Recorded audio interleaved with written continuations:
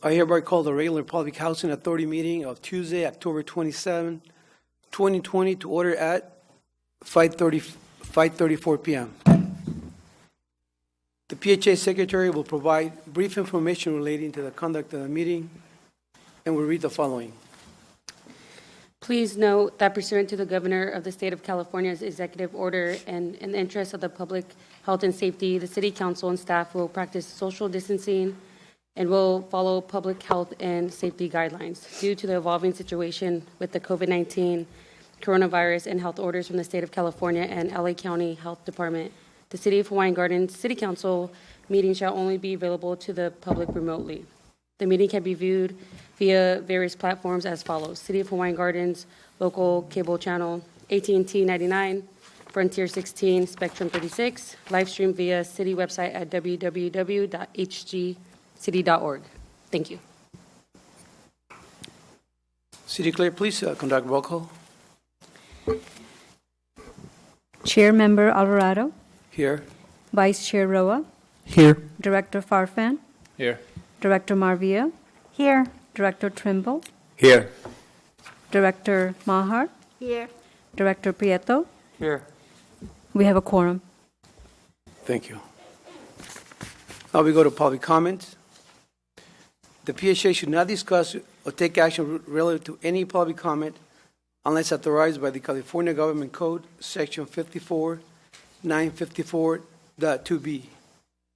Public comment is now open. Do we have any public comments? There were no public comments for Public Housing Authority. Public comment is now closed. We go to agenda organization. Would anyone like to make any changes to the agenda organization? We have one public hearing, PHA resolution number 2020-016, approving public housing agency 5-year plan. We don't have any public comment for this item, right? None. Okay, thank you. Now we'll continue with public hearings. Do we have staff report?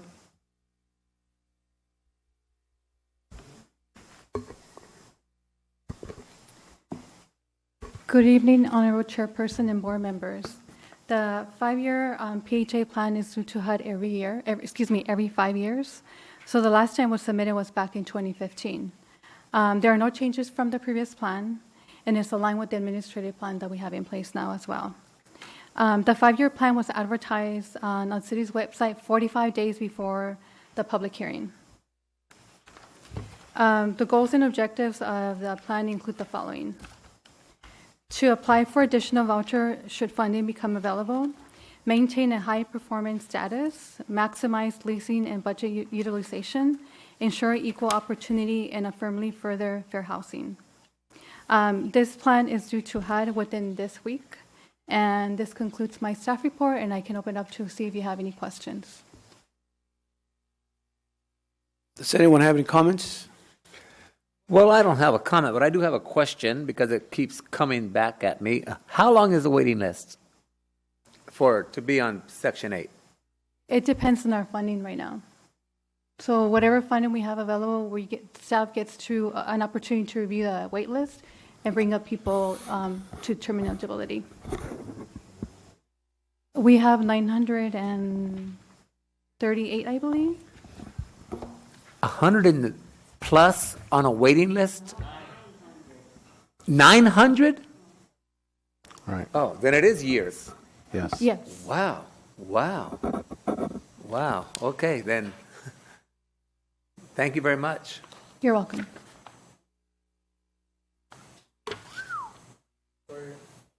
They don't have to be Hawaiian Gardens residents to apply to Hawaiian Gardens, though, right?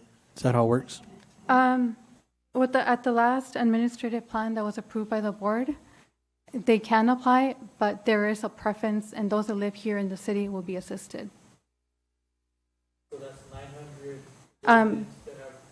I'm sorry, to be exact, there's 963 households on the wait list right You're now. correct on what you said.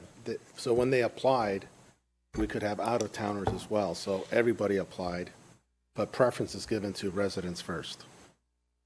Now, that's what I had assumed.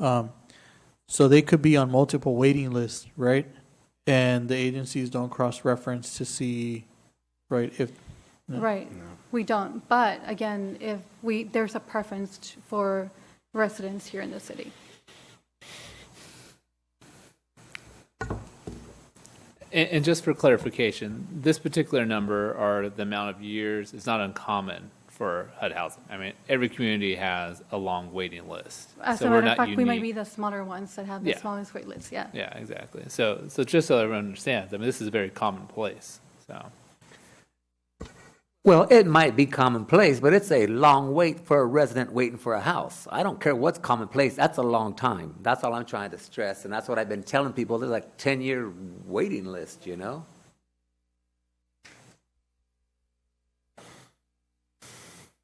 Is there any other comments or questions?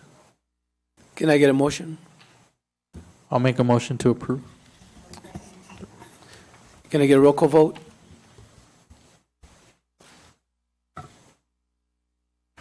Chairmember Alvarado, Yes.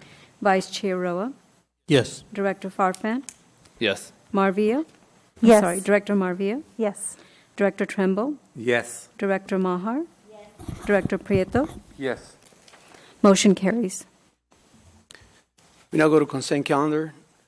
Does anyone want to pull any item from the consent calendar for separate discussion?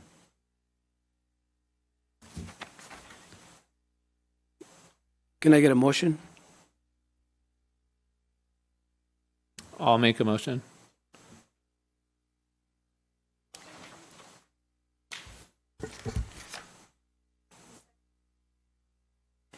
Okay.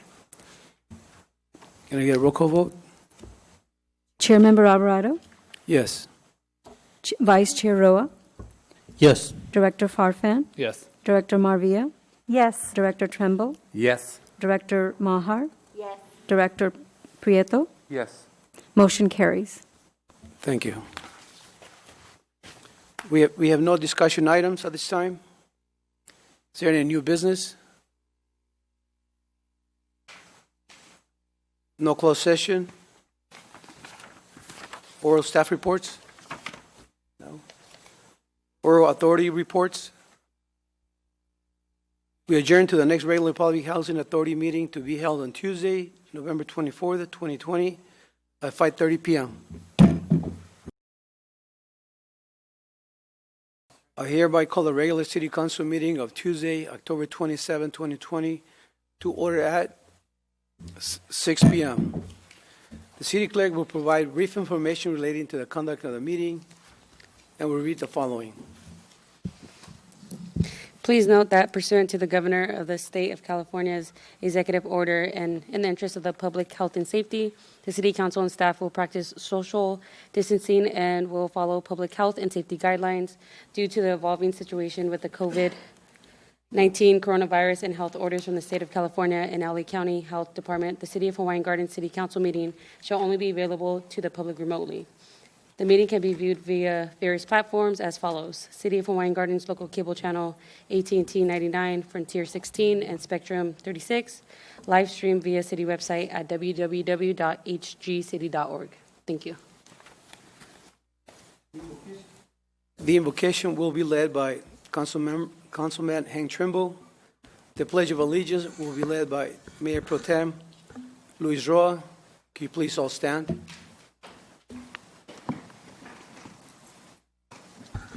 Let's bow our heads. Father, in Jesus' name, we look to you for guidance. We ask that you give us wisdom. We ask that you help us guide this city in a right direction. We just pray over our city. In Jesus' name we pray. Amen. Please face the flag. Pledge allegiance to the flag of the United States of America and to the republic for which it stands, one nation, under God, indivisible, with liberty and justice for all.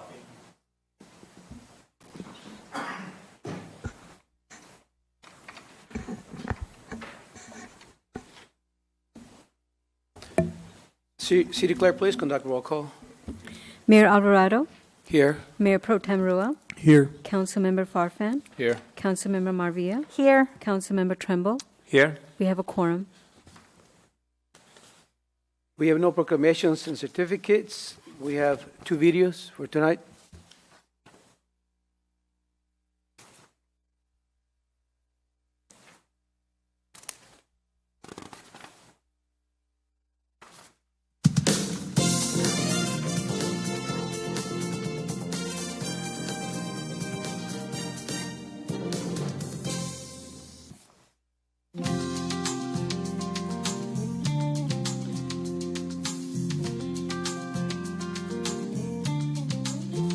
Welcome.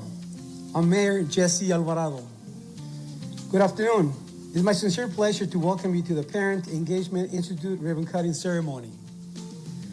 As you all can clearly see and experiencing, this is a season like none we have experienced before. Most of our children are taking classes via Zoom or the video conferencing software. Parents are working from home, and we have to adjust to the world's new normal. As a city, we have to become innovative in offering educational service to our community, and that's why we're here today. It always brings me pleasure to bring educational opportunities for our residents. By helping parents, we hope to create a better partner for our children's education, more civically engaged citizens and adults who are prepared to take on new challenges. Suffice to say that we have high hopes for this new program. Now I'd like to bring to the podium Mr. David Marquez, the Director of Parent Engagement Institute. He has been providing effective family educational program to help the community for over 13 years. This is a very, very emotional moment for all of us. This is something that is a dream come true. It's really about teaching parents about technology, teaching parents about parenting classes, language development, STEAM, which is science, technology, engineering, art, and math. It's about teaching parents not only about planning for college, but actually teaching parents how to plan for college. So that way their children can not only enter college, but also graduate from college. What we have seen over the past 30 years is that the number of students that actually graduate from college, especially in the Latino community and some other communities as well, has actually declined. We want to change that. We want to educate families so they really, really know and understand how to help their children, so they can take advantage of all the financial aid, the grants, the scholarships, and all the resources available to start planning from an early age. You know, college should be something that you start planning from the moment that your child is born. So this program, what it means to me personally, this is part of us. Every single day, we impact families through education. And that is something that I want you to know that is very, very meaningful to us. Every single one of our instructors, every one of them, they're passionate. They're the ones that actually make things happen. Right now, we live in unprecedented times. And with COVID and just the new expectations from our parents, all I can say is our parents, are going to make it through because of programs like this. So thank you for stepping up. Thank you for finding our community and deciding that this is where you wanted to invest your time and your energy. And I promise that with our city council, you will continue to have the support necessary to support our students, because very soon, those students will be our leaders, the way once I was a student and people invested in me and people like me. So thank you so much for being here. David, I love your passion. Thank you for bringing that passion to Hawaiian Gardens. I know that passion can be very contagious. So I look forward to seeing how that passion just disseminates in our community, and hopefully one day throughout the state and who knows, maybe the nation, right?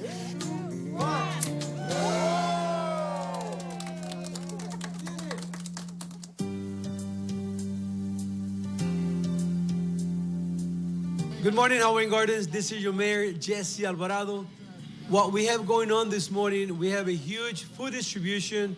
We want to give thanks to Los Angeles Food Bank and also the Office of Genocide, that because of them, we're able to have this huge event where we are actually providing food for 1,500 families. So we're really excited that because of them, we're able to make the difference to all these families here in the city of Hawaiian Gardens.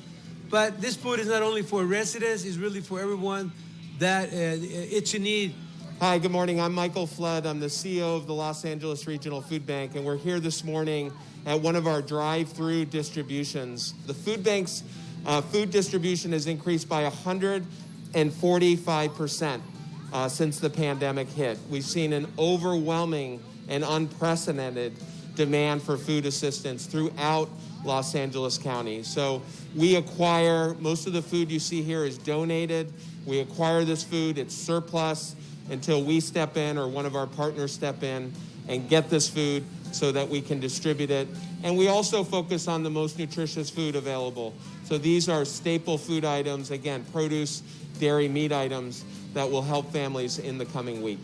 Good morning, everyone. This is Councilmember Victor Farfan, and we're here at the Hawaiian Gardens Casino at an early morning event, food giveaway, and we have a number of cars already lined up. As you can see, actually, behind me, there's still a number of cars that still have to make their way around to get into the entrance. And what we're giving away today is we're giving some eggs, milk, cheese, cottage cheese, chicken, onions, potatoes, and some apples. And then we also have some dry goods that we're giving away to the public. Hello, everybody. I'm Hank Trimble, Hawaiian Gardens City Council. I've always said that Janice Hahn was a friend of our little city, and this is just one of the things that she's doing that makes her our friend. I'm here. There's a lot of employees here from Los Angeles that are doing the food distribution. We have city employees here watching traffic and stuff. I'm just honored to be part of it. It's rewarding to see the faces of the people that are receiving this food. It's a great event. I just am very thankful for Janice Hahn and the Los Angeles County that provides everything. Good morning, Hawaiian Gardens. I'm Linda Johnson, Field Deputy for Los Angeles County Supervisor Janice Hahn. And we're so pleased to be here today in Hawaiian Gardens, along with our partners such as the City of Hawaiian Gardens, the Departments of Parks and Recs, and also LA Food Bank. Throughout the 4th District, Supervisor Hahn has been hosting food giveaways for our friends and our neighbors that are in most need of food and are facing food insecurities, especially during this time of the pandemic.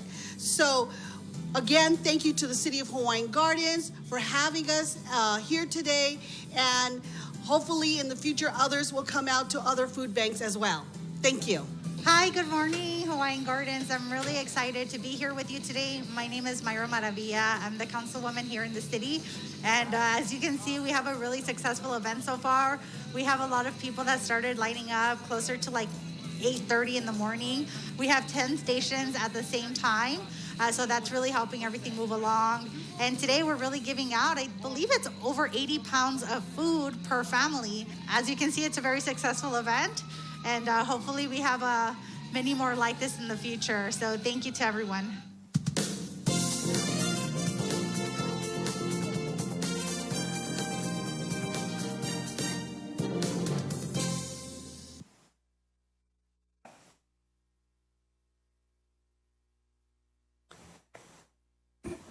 Now we go to public comments. The City Council should not discuss or take action relative to any public comment unless authorized by the California Government Code, Section 54954.2b. Public comment will be available by phone with a maximum of 3 minutes per speaker. Public comment is now open. The city clerk's office received 3 public comments via the city's website. They have been forwarded to each council member prior to the start of this meeting. And as well as the city clerk's office, we received 12 requests to receive a callback during public comment section of this meeting, which we will now conduct.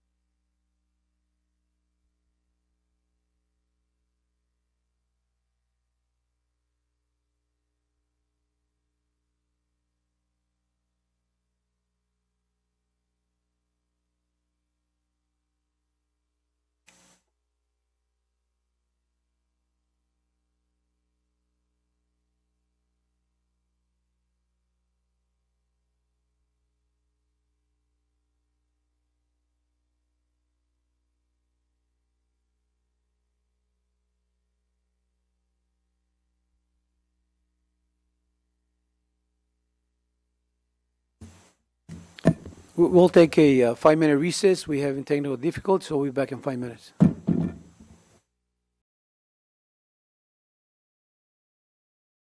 I don't know where or who is the people that take care of the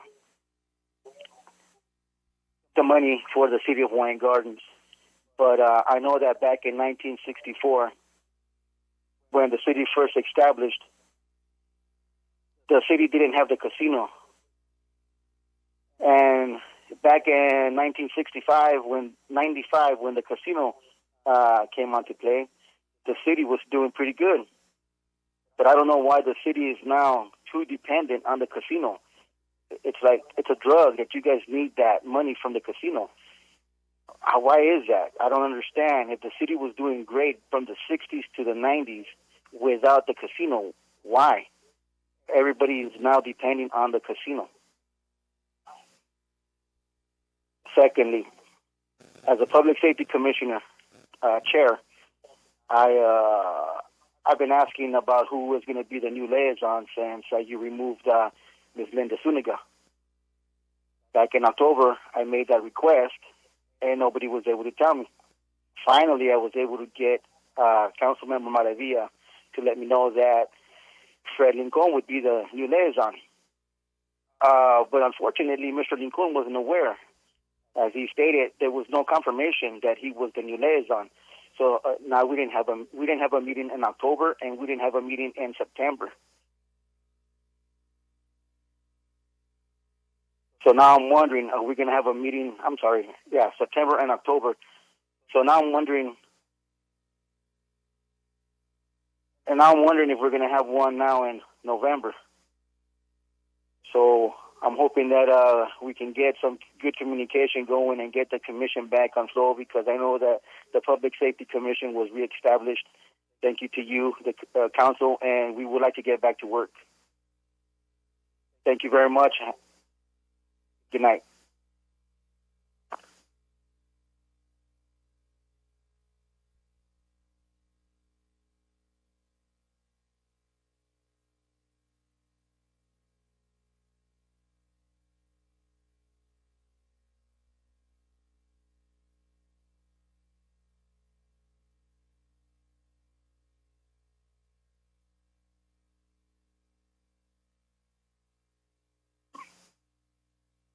Good evening, Honorable Mayor and members of the City Council. My name is Dandy De Paula. Thank you for giving us this privilege to speak. This month of October is Filipino-American History Month, and I would like to acknowledge the Americans of Filipino descent who continue to make a significant impact in our community and throughout the country. Secondly, I would like to thank our council members who are serving this term, and we appreciate your hard work. Special mention to Councilmember Hank Trimble.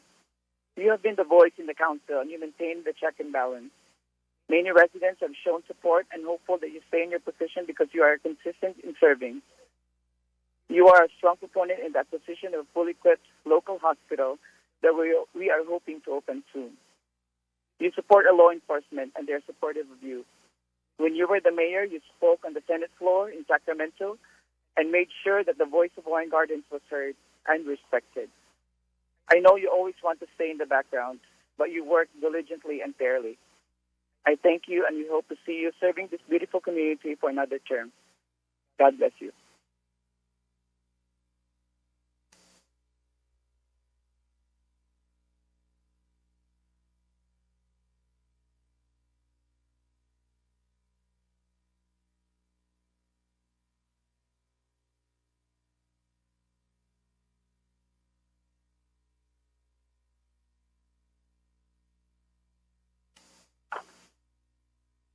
Hi, this is Lucy Colombo, AFSCME Union President, Local 36.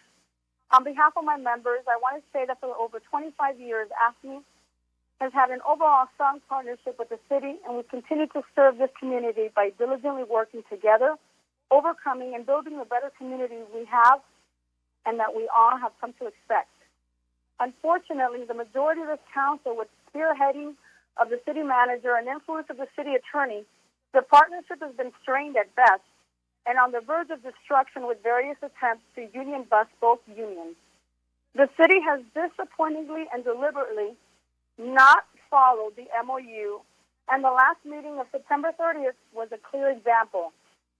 We are all cognizant that the city's financial situation is dire and near bankruptcy, but it should not have been fixed on the backs of the employees who provided core services. These selectively laid off employees are the ones who make the least, so not a huge savings to the budget, but it has been a tremendous impact on the families and community we serve.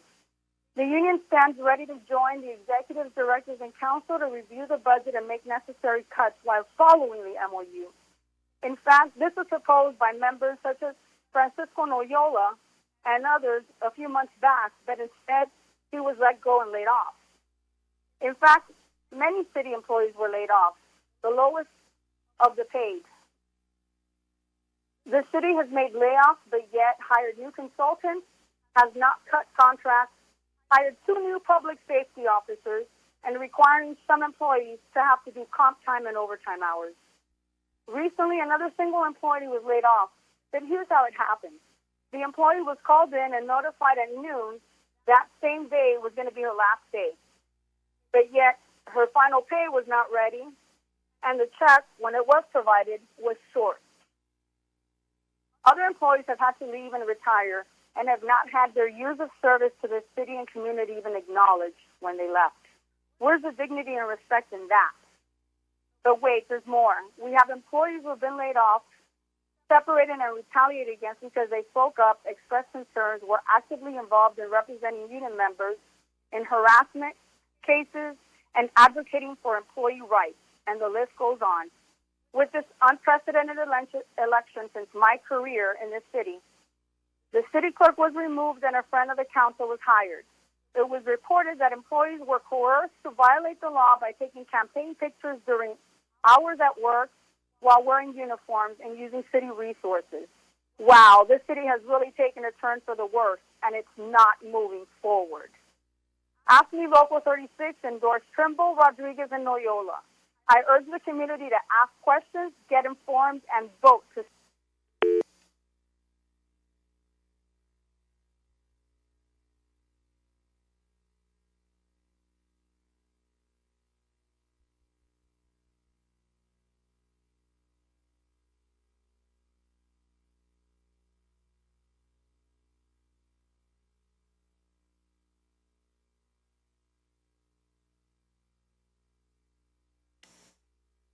Hi, Carmela Maha. I've been involved with City Hall. Oh, hi. I'm sorry.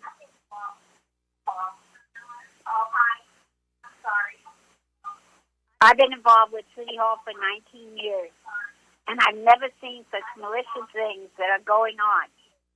I don't understand why Lucy Colombo was suspended and then let go. She's been doing a great job in her duties as city clerk and handling the election. People are asking why now. They can only come to one conclusion. She didn't go agree with the input from the city manager. Others are asking why. They can't only come to one conclusion. And that's what there is. And there's a lot of complaints. We certainly have enough room to let people come to our council meetings. We could put a person, 3 seats, and a person, etc., and first come, first serve. I've been hearing horrible things about the council, and I'm praying so that they're not true. May God let the ones who win beautify our city and help our city. And may they go with God's grace and help us not to become bankrupt or unincorporated. Thank you.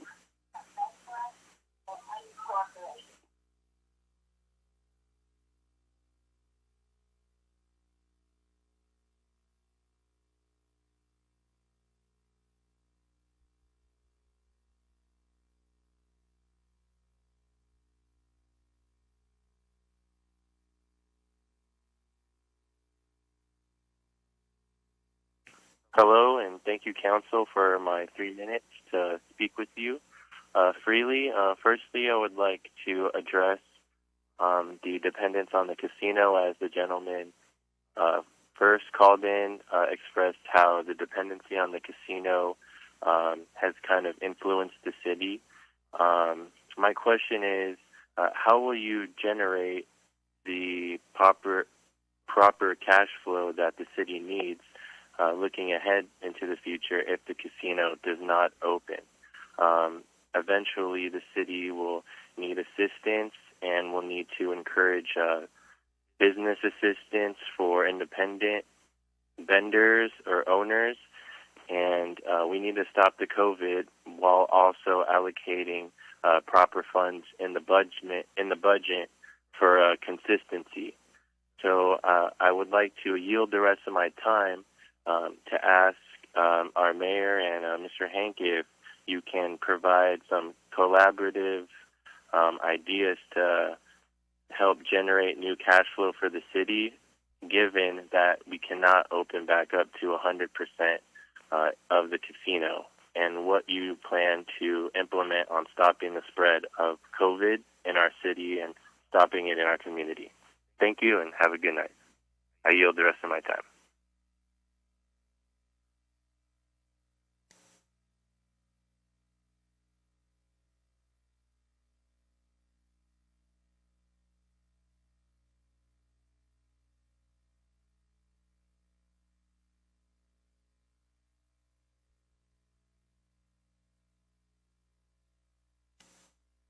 Hello, this is Francis Rodriguez. You have criminal employees who were convicted of embezzling money using donated funds from the Moskowitz Foundation. They used it up as their piggy bank. This money was intended for charities in Hawaiian Gardens. These criminals are your friends, Councilmember Myra Madavia and Mayor Alvarado. You even created a public safety department for bully Fred Licon. Now Mr. Licon is a convicted embezzler. He even has his own credit card provided by the city with a $5,000 credit limit. You laid off or fired honest people just to keep these criminals on the city's payroll. The coronavirus has caused a lot of disruption for all of the United States. Instead of focusing on just the needs of our community, you are out there gathering people and planting trees. Then, Councilmember Madavia, you attempted to harvest votes by intimidation and provided hamburgers and tacos for votes. Councilmember Madavia, we know you have been registering your friends to vote who live outside of this city. You have also registered non-citizen residents. If these law-abiding residents vote, they will lose their chances of becoming permanent residents because of this illegal voting. Councilmember Madavia, you rented an actual huge billboard on Carson Street. In the 65 years I have been in this city, I have never seen this.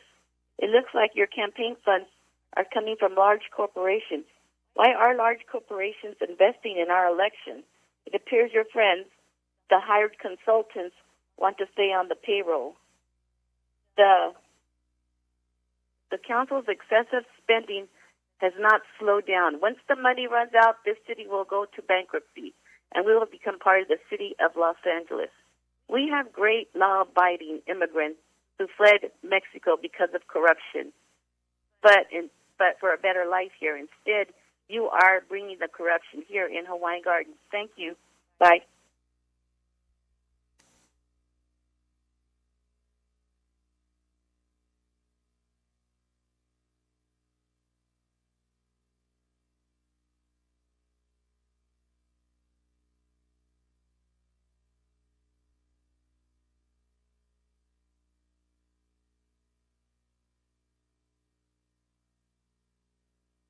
Hello, my name is Francisco Noyola, and instead of being critical of the council, I just wanted to take the time to focus on the positive. Since running for city council, I just wanted to recognize a lot of changes I've seen in our community and point out a lot of things I've seen in Hawaiian Gardens. First and foremost, I like to recognize that the families and neighbors that have come together to help each other in this time of need. and also in canvassing and campaigning. I've learned a lot from our residents and where they come from, their history, and how Hawaiian Gardens has been there throughout their whole journey in their lives. And I also wanted to take the time tonight to thank a lot of the workers, ones that were laid off and the ones that are still working. I wanted to thank them for adapting their roles, taking on new tasks, and being there for our community. I just also want to thank those workers that were laid off because although they don't no longer work for the city, they still continue to help serve the residents in whatever ways they can. I also wanted to be grateful for all the help in our campaign. I've gotten a lot of support. I wanted to thank AFSCME Local 3624 for their endorsement, and also AFSCME Local 36 for their endorsement as well. And I'm also grateful to meet a lot of great people on our campaign trail, like Hank Trimble, who has taught me a lot in this campaign on where Hawaiian Gardens came from, where it is now, and where he thinks we should go in the future. So I just wanted to say keep up the good work, you guys. A lot of workers are still hoping to do great things, and I hope we can come together after this election and move forward together. All right, thank you. Good night.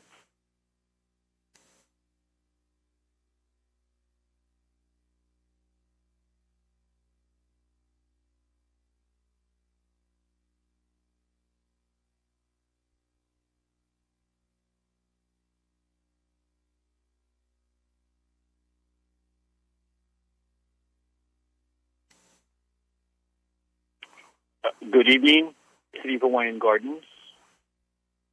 Earlier, the gentleman forgot to give his name. That was Philip Anthony Cabrera, District 4 Francis. My name's Joe Cabrera Zermeño. A very warm and special thank you to our residents for their unwavering, unflinching neighborhood support.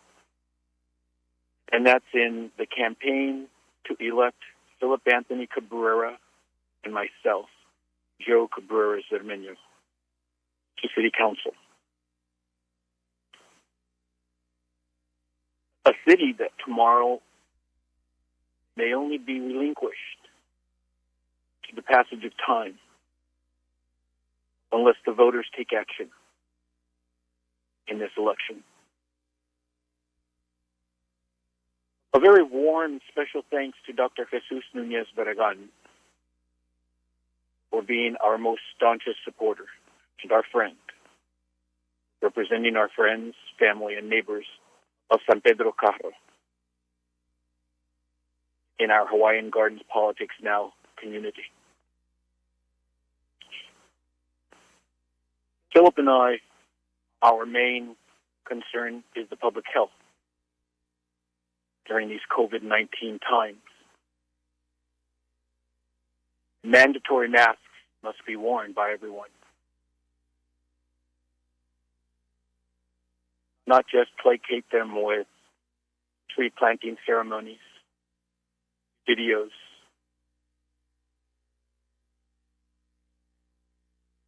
but real, honest, sincere efforts at protecting the time we live in now, the reality of this plague. Our seniors are going to require a new way of helping them with specialized people, not recreation leaders coming over to take care of our seniors. No. These are special, unique times. Death is out there. Our seniors need to be taken care of. Philip and I propose action on that. Also, the big one is going to come in Hawaiian Gardens, and there is nothing for us on our sacred lands, Ferguson. There is nothing for us to supplant people that are injured that we have to make into emergency shelters. There's nothing in Hawaiian Gardens, my friends, voters.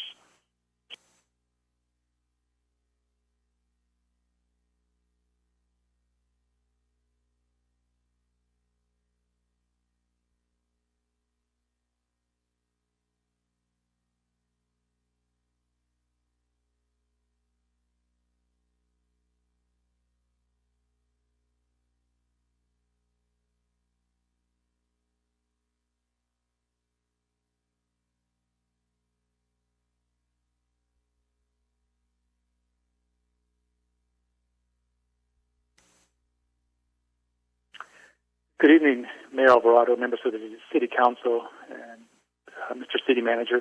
My name is Louis Schmidt, Business Representative with AFSCME District Council 36. I'm calling on several items. First item is number 8, has to do with the budget. What I want to caution the City Council and the City Manager is when you look at the expenses keep going up, keep going up, keep going up. But one of the items that I'm seeing that is increasing is the cost of litigation and HR-related services that the city is requiring. Now, we know HR is essential, but the amount of litigation is unprecedented. And I just caution the council that all these different disputes and differences of opinion are costing the city a lot of money. And now the city has they hired a new legal firm out of San Jose for the latest ULP charge that was just that PERB issued a complaint on.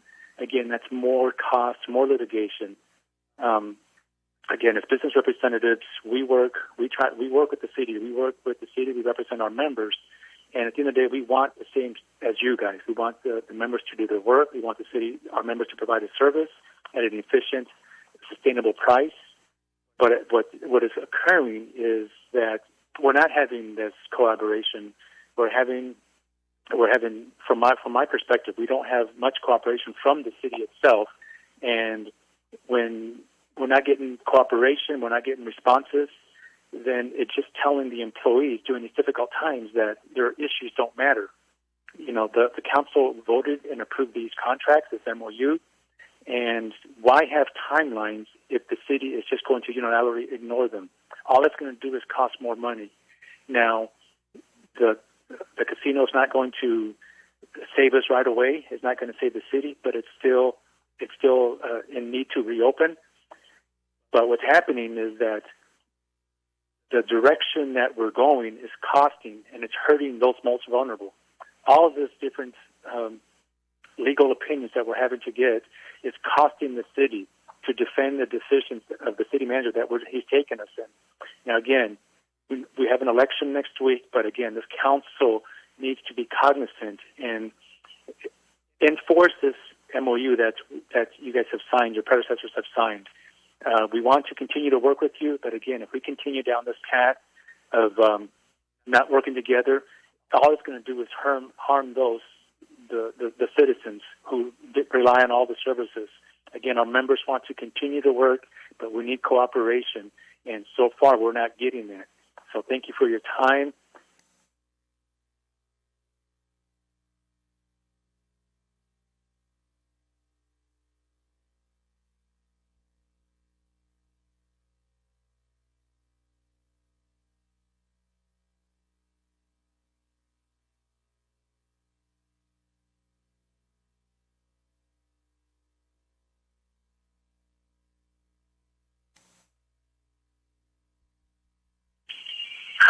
I'm Jason, and I'm a resident that lives in Hawaiian Gardens. It's disappointing that I have to talk about this, but here we are. Let's start off with our city manager, Ernie Hernandez, who is a corrupt person, and him, along with Myra and Victor, are driving our city down to bankruptcy. He is in the process of firing the city clerk for doing what exactly? Oh, yeah, for nothing. Lucy was replaced by Una, which, may I add, is Myra's friend from Long Beach. Myra truly does live up to what she is called, a witch. Her, along with our Mayor Jesse, have been collecting ballots illegally from our seniors and Spanish-speaking residents. I don't know about you, but I don't want a city council person that can't even follow laws to be a city council. I have caught her along with her team slashing the other team's signs. Let's face it, she feels threatened by Hank, Ronaldo, and Francisco because she knows that they're going to win. Back to our mayor. He has betrayed Lucy along with the city manager, not letting her go on city property. You should be ashamed and embarrassed of yourself. Our city clerk's office is in big trouble because Kuno isn't doing her job, and it's all on Brianna, which, may I remind you, is only the assistant city clerk. Kuno can't even speak Spanish when most of our residents only speak Spanish. The city manager knows that he is in trouble and is trying to bring down the city with him. We can't let him do that. What they're doing is all corrupt and illegal, and it needs to stop. Our city attorney, which the city has been paying not thousands but hundreds of thousands of dollars to pay for her, and has even increased her salary when they've had to let people off the same day without notice, is not an election official. This city needs to be rescued by the rescue team.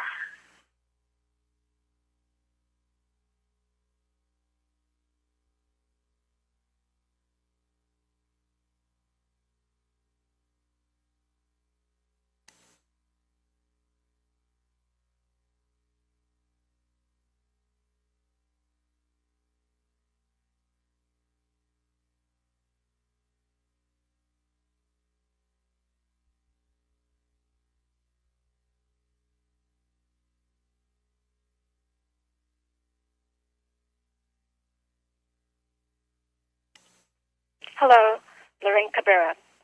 We all have seen political flyers with our trash company, Waste Management, supporting Maravilla and Farfan, including donating $8,000 to her campaign.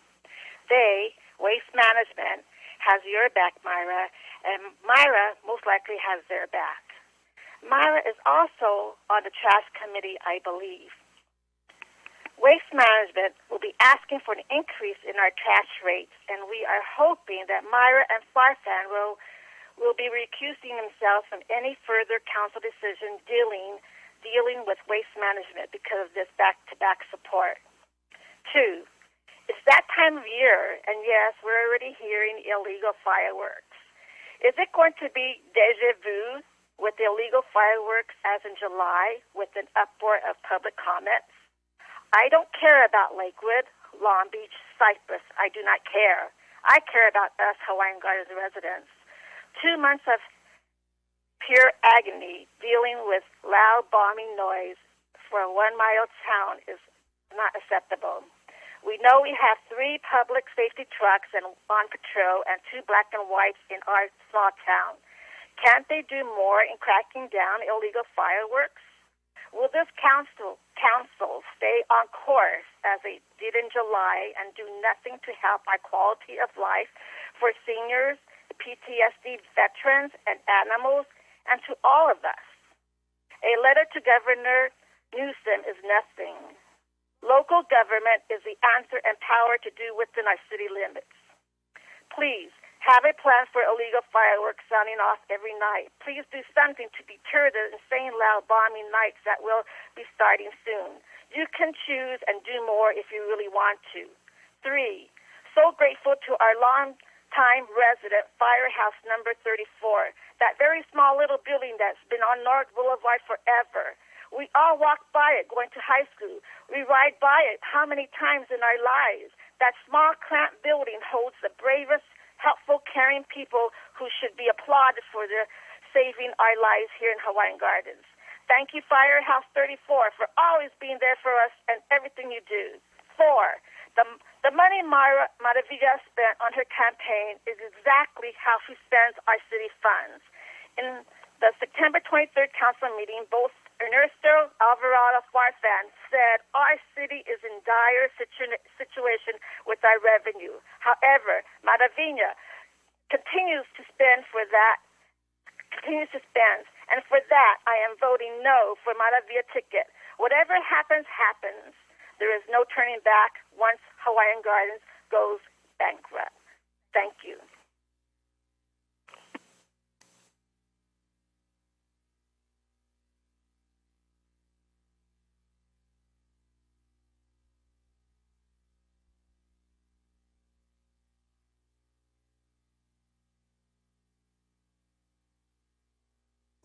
And that concludes public comment.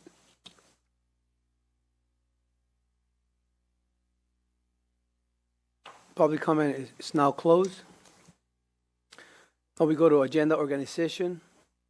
Would anyone like to make any changes to the agenda organization? Mr. Mayor, Yes. I have two things. One is that we'd like to add an item to the agenda tonight.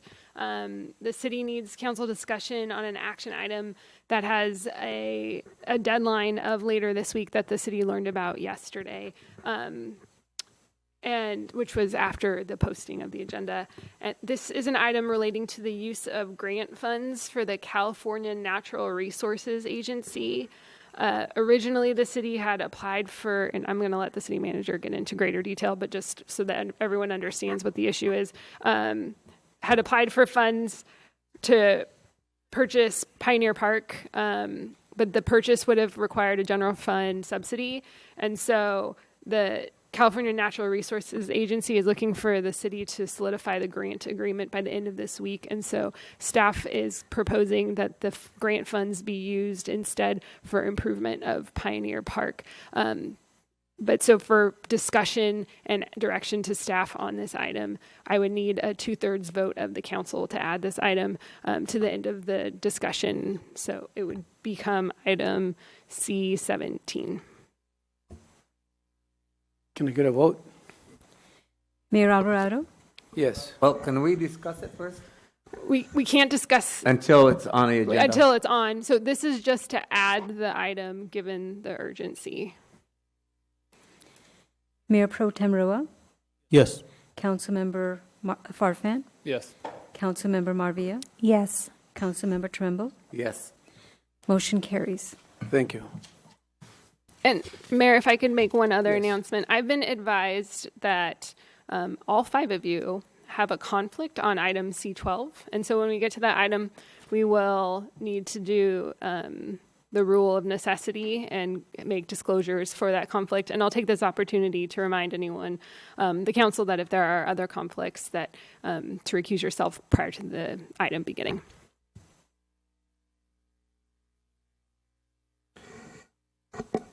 There are no public comments at this time? So we're going to pull item 12. We'll make it a line, discussion item 17. So for this item C12, which is, if I'm understanding this correctly, is this the right one, Joe? It's the red curbs. Red curbs on 221st. Oh, it's the, oh, sorry, excuse me, it's for 13. That, all 5 of you have a conflict on that. So that item, when we get there, it's not on the consent calendar, so when we get there, we will deal with it. Okay, thank you. Now we go to consent calendar.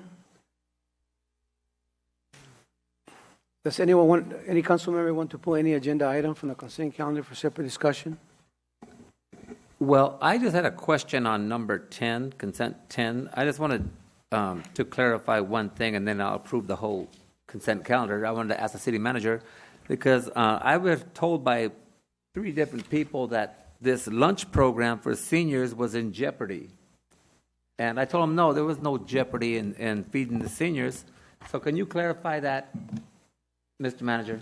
Should we approve the rest of the consent calendar? Well, I'll approve the whole thing. I just want clarification on number 10. Is that okay? So I could just quickly comment on that.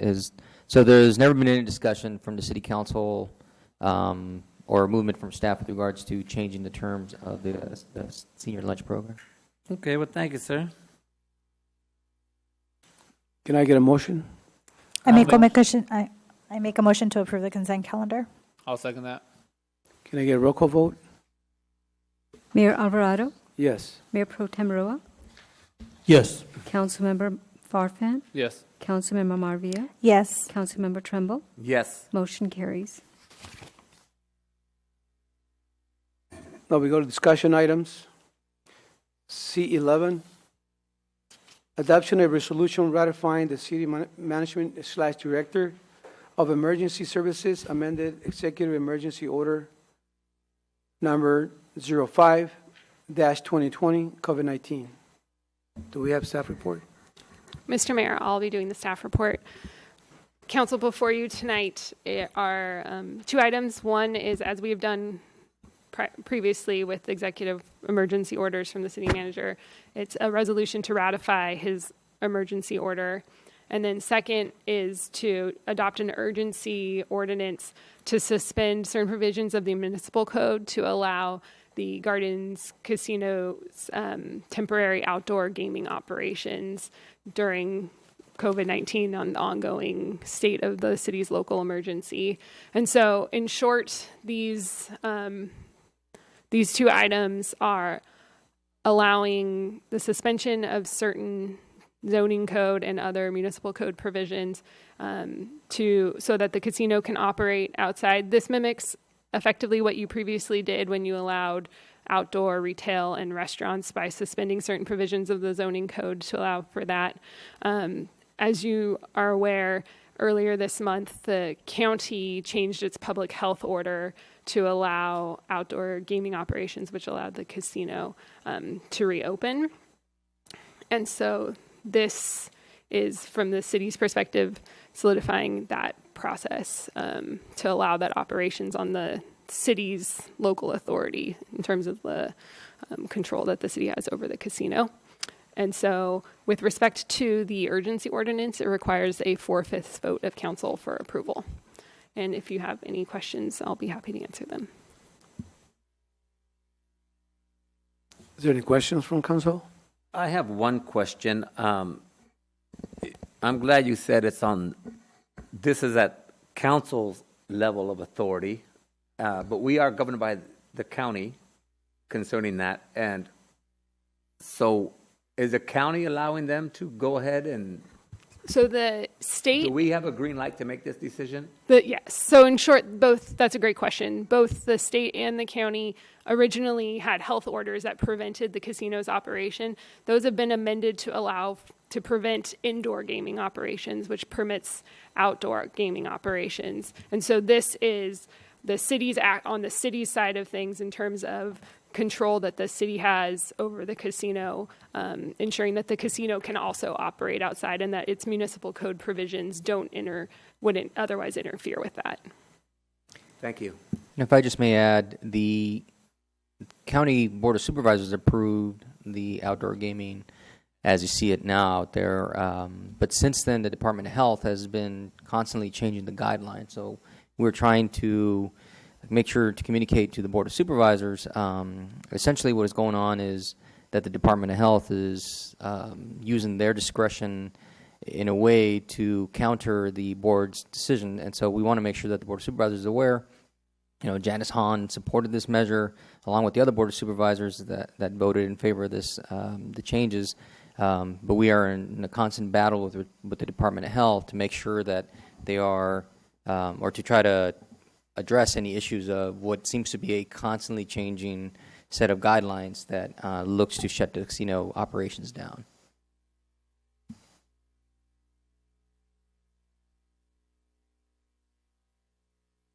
Any other comments, questions? I make a motion to approve. I'll second that motion. Can I get a roll call vote? Mayor Alvarado? Yes. Mayor Pro Tem Roa? Yes. Councilmember Farfan? Yes. Councilmember Marvilla? Yes. Councilmember Tremble? Yes. Motion carries. We go to C12, resolution number 079-2020, approving installation of 75 linear feet of red curb markings at the intersection of 221st Street and Clarkdale Avenue. Do we have staff report?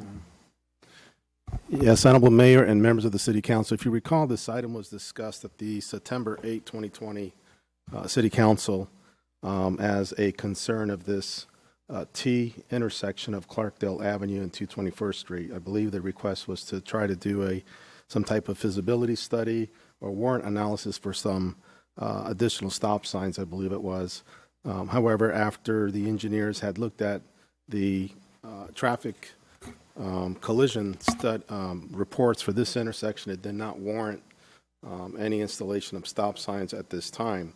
However, they do recommend installing 25 feet long red curbs to try to improve visibility, being that this particular intersection is staggered and can potentially create that problem. However, we are going to recommend at this time that we paint 25 feet for each segment at the northeast corner of the intersection, the northwest, and the southwest corner as well.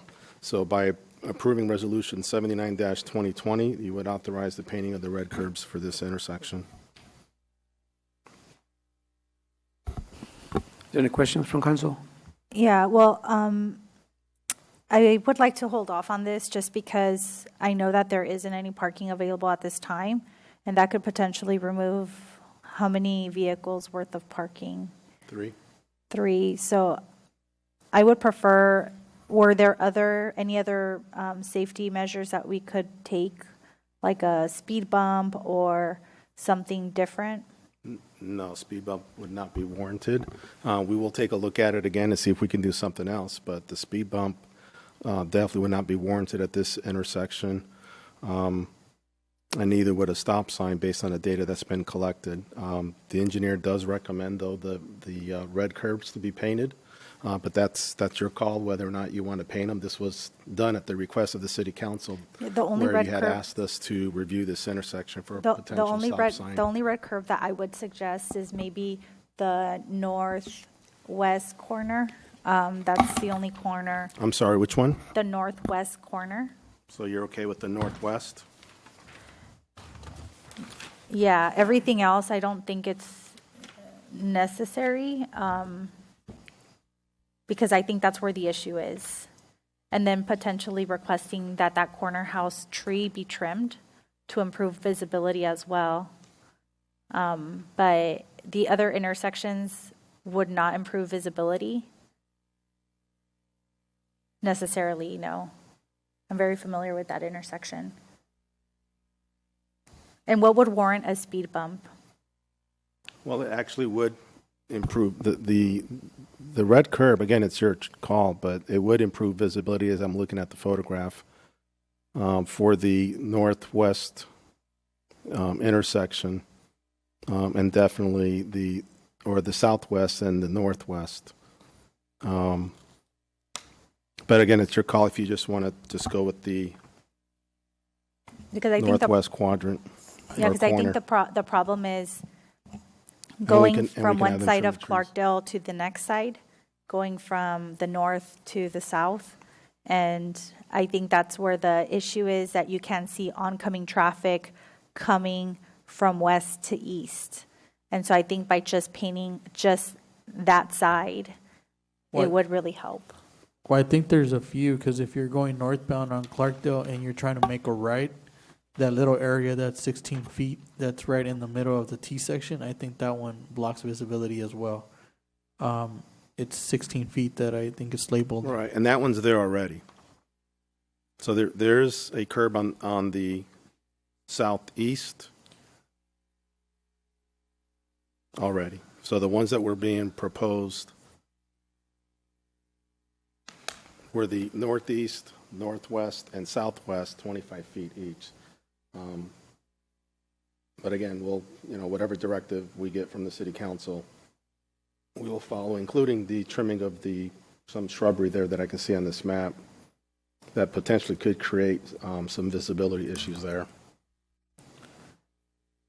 So everything in purple, is that what you're referring to? Right, everything in purple is what's being added. What was in red was already there. Pre-existing, okay. Right, so based on the direction that we got from the city council to study this, Doug, our city engineer, has looked at this, and this is what they are recommending. It would increase visibility, definitely for the west side. I can see that the west side could potentially be a problem when you're going southbound on Clarkdale, trying to make a right-hand turn. And I believe that's the one that Councilmember Maravilla is talking about. And then you have shrubbery over there that potentially may need to be trimmed. But I think you also have a visibility problem going northbound on Clarkdale, making a left turn onto 221st Street. And in that particular photo there, you see that there's a car there, and there is a visibility issue there too. So I don't. But again, we'll, whatever council direction we'll get, we'll go with that. So I don't think the one by the skate park is necessary. Right. But possibly the other purple one Right. is. Correct. Yeah. And then possibly seeing if we can have the neighbor Right, we will trim approach the that. tree. So am I hearing that the council may be okay with the two, which happen to be on the west side? Yeah, I personally think that the ones on the left side definitely need to be adjusted. That would be the west side, I believe. I just got a quick question here. I know on previous studies, we talk about, painting red so many feet to the right. I can't remember if it was like 16 feet and then 25 to the left because of visibility. I know going to the right, it's more practical turning right.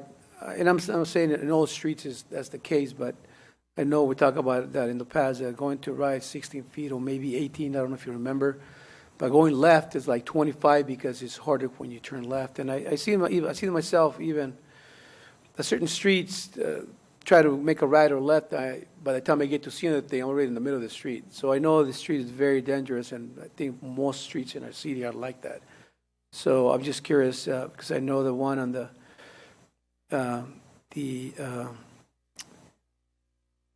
looking at going north on Clarkdale, the one at the house.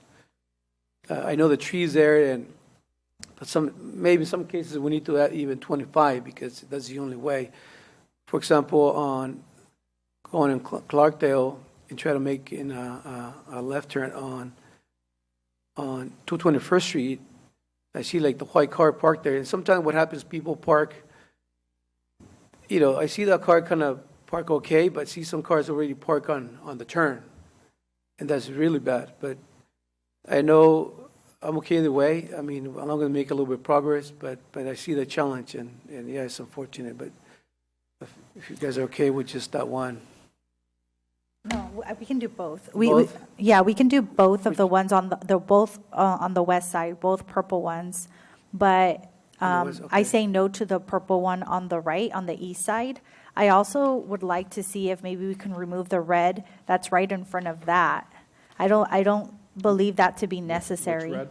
The red right in front of on the east side, the most east paint. After the crosswalk? You're talking about Yes, the after the crosswalk. In front of the skate park. Yeah, I don't think that is necessary because Yeah, I agree. because when people make a turn to the left, they don't make the turn right there. They have to go all the way up to where it meets Clarkdale. So I would like So to you're talking see, about the one that's labeled 18. yes, I would like the 18 removed, no to the purple on the east side, and yes to the 2 on the west side. Well, it probably doesn't need to be completely removed. It could probably be slide over to the left a little bit so that the crosswalk isn't actually blocked. Because based on the picture, it doesn't look like the crosswalk is intersection right red, there. so people might probably park there. Right. I agree. I agree. That's there because of the crosswalk. Does it have to be there? Yes, the engineer is saying yes. And that was already there. Well, I'm just saying because it'll remove parking, so I'm trying to mitigate the addition of the red curb. Right, but we would compromise safety, though. So the 18 feet, is that the requirement on this? Right, the engineer is saying that he would recommend to leave that there because you have a crosswalk location right there. Okay. So, yeah, okay. And, yeah, I would not feel comfortable removing, at least from staff's opinion, without having to investigating that further. I think the item tonight is to add the 3, but I'm okay with the 2, and we just go with the 2. Anything being removed, I think, would warrant the engineer to go back out there and reevaluate, make sure we're not creating any potential problems. But there is a crosswalk there. I'll make a motion to approve the 2 red curbs on the west side of Clarkdale, on the intersection of Clarkdale to 21st. I'll second that motion. Can I get a roll call vote, please? Mayor Alvarado, Yes. Mayor Pro Tem Roa, Yes. Councilmember Farfan, Yes. Councilmember Marvia? Yes. Councilmember Tremble? Yes. Motion carries. Now we go to C13. Megan, is it the one we need to recuse ourselves? Yes, Mr. Mayor, that's correct. So as I understand it, this item is for varying street improvements throughout the city, and as a result, the street improvements that are being done actually are within 500 feet of all of your residences, and so when your residence is within 500 feet of a project under the FPPC's conflict of interest rules, you're presumed to have a conflict of interest unless there's clear and convincing evidence to the contrary. And so I'm not sure that we have enough information to make that determination that there is clear and convincing evidence. There is also the rule of the public generally exception, which provides under the FPPC's rules that if specifically as it relates to residential property, that if 15% of the jurisdiction is receiving the same effectively benefit that your property would receive as a result of these improvements, that the public generally exception applies and you can participate. But it's not clear to me, looking at the staff report, whether or not that it applies to 15% of the population. So I would recommend that all 5 of you declare that you have on the record that your home is within 500 feet of the proposed improvements and therefore have a potential conflict. And then we will draw straws. Well, I do think at least 15% of the population would benefit from these. Well, if 15% of the residences are within the same sort of proximity effectively as your residences, and I can't determine that from the staff report alone. I don't know if Mr. Colombo has any. You don't think it's 15%? Oh. And so. Well, I really want to participate on this item because I have additional things to add. Well, I do not want to recuse myself. Drawing straw, I mean, it's random, right? I mean, yeah, you potentially can if your name you is potentially straw. can draw straws. I mean, I understand you're probably not opposed to improvements. You know, this is, even with COVID and our budget situation the way it is, there's only a small portion of general fund dollars that are going towards this project. And actually, most of that's required to receive the funding that we're getting, the special funding. But as a matter of procedure tonight, it's probably easiest to, draw straws so that we can move the project forward. Okay. Well, I see Lane on the one as one of the streets, and that's the street right next to my address, so I definitely have a conflict. So, Megan, you just want us to read that general statement? So yeah, if you could just say for the record that your residence is within 500 feet of the improvements. All right. So my home is within 500 feet of the proposed project, and I have a proposed conflict of interest. So my residence is, as well is within 500 feet of the proposed project, so I have a conflict of interest. Yes, I live within 500 feet of the improvement project. My home is also within 500 feet, and I have a conflict. My home is within 500 feet of the project, so I'll bow out. And so, council, I don't have straws, so we're going to pick numbers. If you get number 1, you'll stay to participate. If you get number 2, you can go watch the Dodger game for a couple minutes.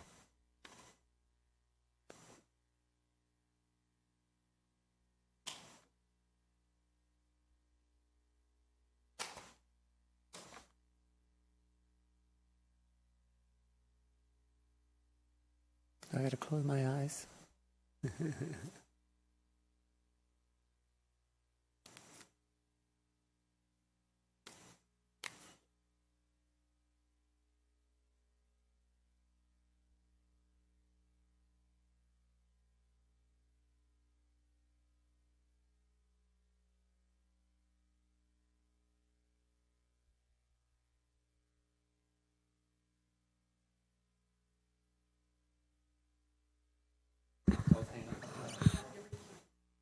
Camera, please.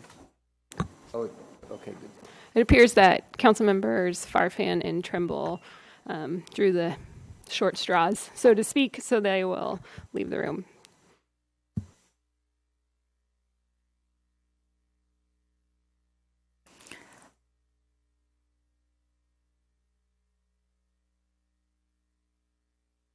Can we begin discussing? Yeah, go ahead. So I had a question about this item. I know some residents have, asked why they feel that their streets are in decent shape and then they're being overlaid or slurry sealed again. And so I just wanted clarification on that because currently I saw in the staff report that these funds also include upgrading existing sidewalks, and there is actually a really horrible sidewalk that's never been really fixed, and that's actually off of 226. There's a big strip where you actually can't walk on it. So if you were to park, if you're on the passenger side, your car door could hit the brick wall. So I would like to prioritize that before doing the streets that may not necessarily be urgent, because I feel that all residents should have access to walking on either side of the sidewalk. Mr. Mayor, would you like to hear a staff report? Yes, please. Okay, so this was an item that the City Council previously reviewed and authorized plans and specs for the same streets that are listed on page 194, and I can list all the streets later on in the staff report. And as a result of the City Council approving plans and specifications, the project then went out to bid, and on September 23rd, 2020, the 7 bids were received, with the low bidder being Hardy and Harper from Lake Forest for $782,000. The streets, and there's several, so I'll list them just so that the public is aware what streets are being done. There's 226th Street, beginning Pioneer Boulevard, ending at 1 Avenue, and that one's getting an overlay. Claretta Avenue, beginning Carson Street, ending on Tilbury, it's an overlay. Elaine Avenue, beginning 223rd, ending on 226th Street, they're receiving an overlay. Wardham Avenue, Brattain Street, ending on 226th Street, it's receiving an overlay. Violetta Avenue, beginning from Carson Street, ending on 221st Street, they are receiving an overlay. 1 Avenue, beginning 221st Street, ending on 226th Street, it's receiving an overlay. Horst Avenue, beginning on 221st Street, ending on 223rd Street, that'll be a slurry seal. Elaine Avenue, beginning on Carson Street, ending on 221st Street, it will receive a slurry seal. Farlow, beginning from Claretta Avenue, end of cul-de-sac, it'll receive a slurry seal. Claretta Avenue, from 221st Street, ending at the cul-de-sac, that's a slurry seal. Canada Drive, from Hawaiian Avenue, end of cul-de-sac, that's an overlay. Ibex Avenue from 223rd Street, ending on 226, that's a slurry seal. Schultz Drive, 214th Street, end of cul-de-sac, that's an overlay.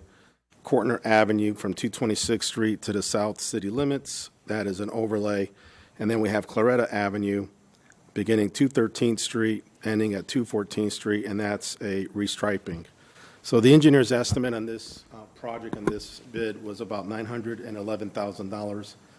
With the bid coming at $782,000, that was a 14% under the engineer's estimate, that's good. So again, we are recommending that you award the contract to the responsive bidder, which is Hardy and Harper. Now, as you know, the city has a pavement management plan that the city council has adopted. It surveyed the entire community. They gave it a rating system to every street, and based on that, that's how the streets were prioritized, and that's how the streets were selected, and that's how the plans were designed, and the council approved the plans and specifications. With the streets are also several sidewalk repairs that are being done throughout the area, including 88 ramps.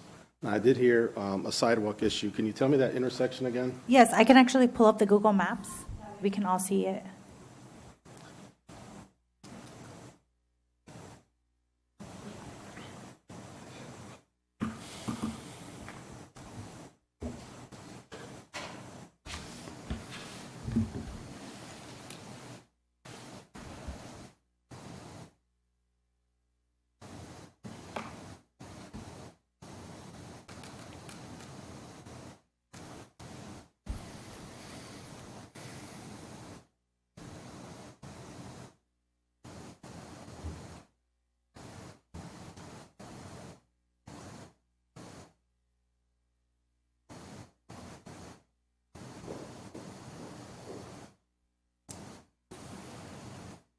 So starting on Devlin all the way to Juan Avenue, there isn't a sidewalk really to walk on.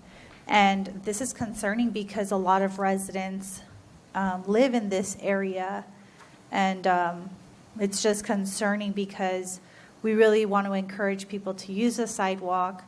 And we want to make it accessible both sides of the street for anyone that's on a wheelchair or anyone with a stroller or needing any kind of other type of device to mobilize within the community. So this is really critical, and I think that this warrants priority over slurry sealing some streets that are still in decent condition. So my recommendation would be to go back to the drawing board and seeing how we can incorporate this to modifying the existing plan that we previously approved. I don't think that would be feasible. I'm sorry. Go ahead. Sorry, I don't think that would be feasible because in order to have a sidewalk there, you would need to eliminate parking because the street is too narrow. And I don't know, since we have the engineer here, I'm not sure if he's familiar with the area, but that street is already really narrow, and we have sidewalk on one side and parking on one side. I think we would, I've been there, I think it would eliminate the parking. Yeah, this would be something that, we would have to come back and analyze, but this is not part of this project, though. It's not part of the award, not part of the design. But that doesn't mean that we can't study and find out, what can be done. But you're looking at potential street reduction as well as, right-of-way issues here as well. And that's a whole different type of project. This is not a slurry seal or overlay operation. I can certainly deal with, and I get a lot of complaints from residents about sidewalks lifting and that kind of stuff, and I can try to incorporate that. We have a long list. We actually started working on this list with Joe Vasquez before he left, and we're going to try to address a lot of those issues as we surveyed the area. But we want to stay within the confined area where the project areas are at. So we're going to address a lot of uplifted or sidewalks that are in need of repair and ADA ramp. But this is a whole different issue, though. Just by looking at the map, the stop sign is literally right next to. If you're coming west, and there's a car going east, and there's another car parked there, you really have to slow down, or three cars can't go through at the same time. It's a really narrow street. Is it possible to, I know that this is probably not feasible, as you said, to make it a part of this project, but can we do a study just on this segment to see? And see what options are there. There may be a couple options, but it's definitely not an overlay or slurry seal. This actually lacks any additional right-of-way for any, parkway or sidewalk. There's not enough width there for a sidewalk. I'm not sure what the history is there, but that's just the way that's been for many, many, many years. And I believe it's just from Devlin to Juan Street, Juan Juan. Avenue. Yeah, Right, because when we did that Dead End Street project, we did put sidewalk on that side, and that's where we have those trees there planted in the parkway. But yeah, we can look at that and come back with some other options to see what can be done and just survey that whole area. Okay, sounds good. But if there's a sidewalk issue that's in need of repair, we'd want to know about it, and we'll see if we can, we get a lot of those all the time. So question to paint the sidewalk with the house numbers, is that a separate project or? Yeah, it is, and that's handled by Public Works. Maintenance deals with that. They have a vendor that goes out there and paints the stencils into the curb. So I can let Robert know to see if, I'm not sure how often he does that routine, but I can let them know about it. Okay. But just since you brought it up, by looking at the picture, it looks like that red curb needs to be painted again, just to make it look nice and fresh. I think a lot of that red curb was removed, actually. So I think there currently is parking there. I think that's what we did in the past. Yes, it is. And so this is a really old picture, too. And I think it is wide enough for two cars to still go by in addition to having the sidewalk. But that's why hopefully we can take a look at it to get more information. We'll have to look at it and also see if there's some future funding that we know would qualify. Otherwise, we just flat out tell the city council what it would cost and what your options would be. But I think, this is one of those situations, given the size of the street, that would require both some right-of-way changes and changing the size of the street. So I make a motion to approve resolution number 080-2020 and also start a study off of 226 between Devlin and Juan Avenue to study the sidewalk. I'll second that motion. Can I get a roll call vote? Mayor Alvarado, Yes. Mayor Pro Tem Roa, Councilmember Farfan, Councilmember Marvilla. Yes. Motion carries.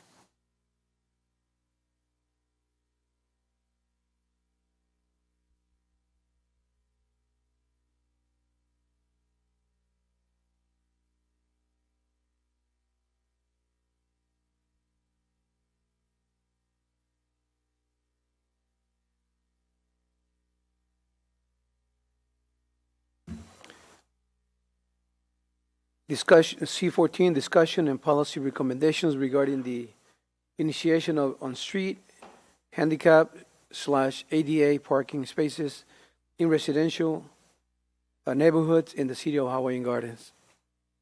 Do we have staff report? Yeah, this was an item requested by the City Council to discuss the possibility or feasibility of initiating a handicap parking spaces in residential zones. We currently do not have a policy. However, we do get requests from time to time, and we do review them to see if there's any justification. And so things that we look out for is we look at to see if there's a driveway, we look at if there's a garage, we look at different factors to make a determination to see if it's warranted. Keep in mind that once you do paint a curb blue, that pretty much opens it up for anyone to park there that has a valid placard. This is something that would probably be enforced by PSOs, but it's up to the City Council if this is something that they want to explore in having a handicap policy in the city and what those parameters would be. And if that's the direction that the council wants to go, we would have to bring back a policy that's done via resolution and with procedures in place in order for someone to apply. So in reviewing the, may I? Yes, go ahead. Okay. In reviewing some of the parameters for applying for the blue curb, I think it's great because it would require a resident wanting a blue curb to first exhaust all other options, meaning there cannot be anything in their garage, if that's available for a parking space, as well as on the front yard, there may not be any inoperable vehicles. So I think all of those parameters are really important, especially if we're planning to move forward with doing this for the first time. I think this would really limit the number of requests coming in through the first phase. My number one priority, I think, for in doing this is there are some residents that unfortunately do not have a driveway. at all. I don't know how many homes in the city are like that. I've only seen a handful, but I know that resident, asked, they said, we would love help getting a curb, right? So like, I guess you would have to break the sidewalk and change So are you the saying street. some of the ones that have approached, are you saying that they don't have a driveway? They at don't all? have, They don't yeah, they don't have a that, curb opening? exactly. That specific home doesn't have a driveway. So sometimes that resident, they live closer to 21st and Violetta, and sometimes they have to park all the way to 226 and then walk all the way to their home. So that specific scenario, which I don't see that many of, I just felt that, as a city, we know that there's a parking shortage, and I really do think that we should consider how parking affects our disabled community. If we're ever in that situation, I would hope that elected officials that govern during that time would also consider our necessities at that time as well. So because of that, I would like to approve the parameters that are set here, which really would exhaust that the driveway should first be used. They must have availability. Like once all of those are checked off, then possibly look at a blue curb being painted. So I'm okay with that, and we can always bring it to City Council for approval if that's necessary, so that we're all in agreement when a blue curb is painted. If, like we said, a specific situation would warrant it, but. So you want the blue curbs to be approved by the city council? Yes, I think that would be great, just to make sure that everyone is aware of, the blue curb being painted, unless my colleagues feel okay with CDD taking care of that. But I do think that would be a really great service because there aren't that many situations where this would apply. And so for those that it does apply, I just think that we really should try to help out our residents. And I think it's unfair, if they don't have a driveway at all, that they have to park blocks away and walk all the way to their home when they have a disability. And I remember there's another situation where his son is disabled, and sometimes he has to wheel him over a block just to get home, and sometimes the dogs are chasing him, or different situations with stray dogs. So that's another situation where I really feel that we may want to take a look at it, and so I would love it if we could do this for some of our residents that really need it. If I may, so the city council can discuss and finalize the guidelines if you wanted to move forward, and then you could decide, and I'll just give you experience I've had with this, is staff approval, or even the Public Safety Commission approving them, or the city council approving them. And so if I would suggest that you first, decide if you want to move forward by approving the guidelines, and then you could decide how you want the approval process to be handled. Well, I think it's a great service. There's definitely providing an opportunity for our disabled people to have parking spaces. But one of the things that I anticipate happening is anybody who has disabled parking in front of their house, they're going to think they own that parking spot. And so I think before we move forward, or if we do move forward, we should educate the staff that it's not a personal parking spot.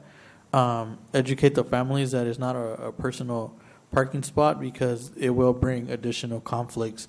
If they go to the store or go somewhere else and they happen to come back and somebody's with the handicap sign is in their spot, I foresee complaints and other issues. Just past experience.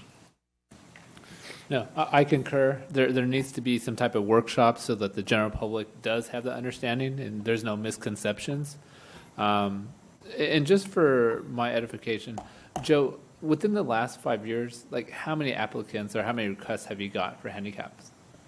I'd say I probably received maybe 10 to about a dozen.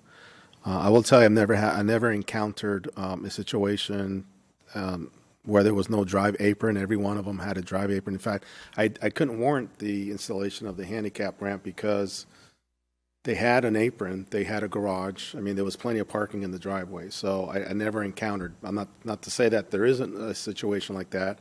More than likely, that house is probably an older home, never had any type of improvements. So it can happen, but I think it's going to be rare. I think the majority, actually all of the requests that I have reviewed for many years have been where they want a space there in the front, but I needed some type of justification. I needed to make certain findings for it, and otherwise everybody would be applying, and then we'd have to, apply that criteria across the board for everybody. And like I said in the past, you'd be surprised how many people have a handicap placard. So every one of them had a driveway. Every one of them may or may not have a garage, but they had, if it's for handicap purposes, you'd rather park in the driveway because it is closer.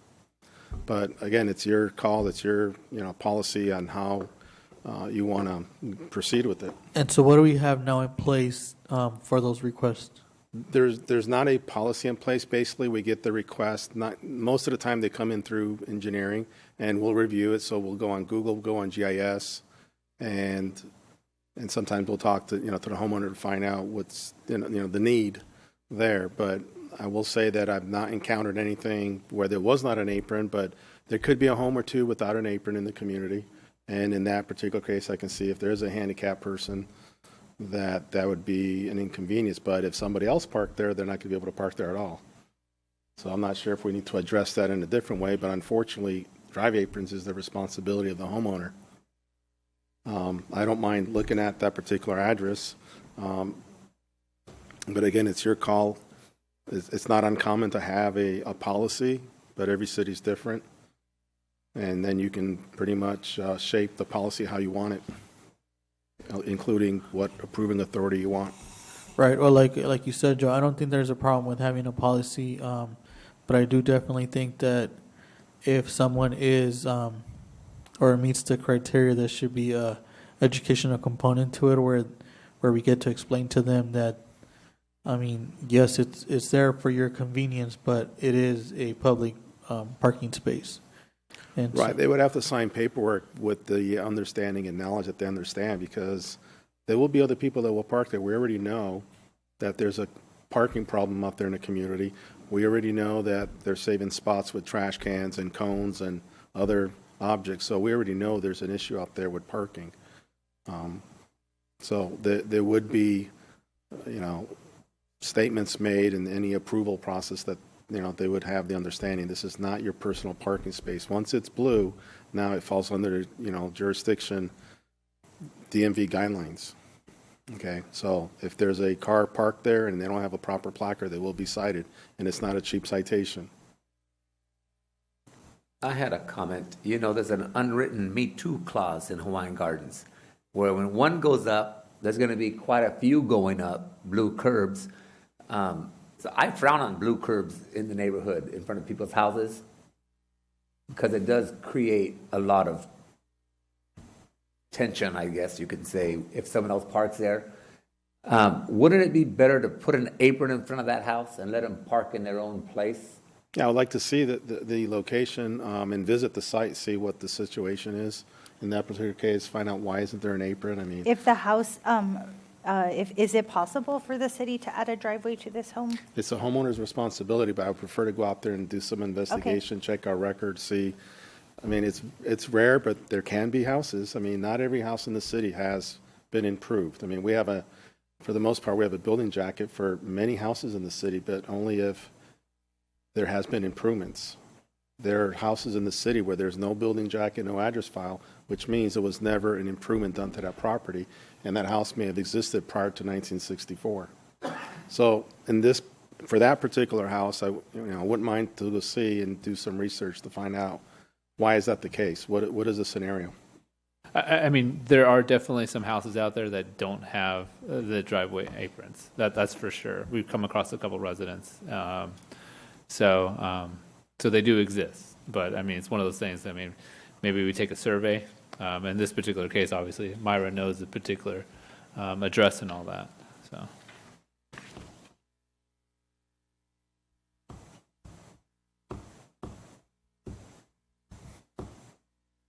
Any other comments from council?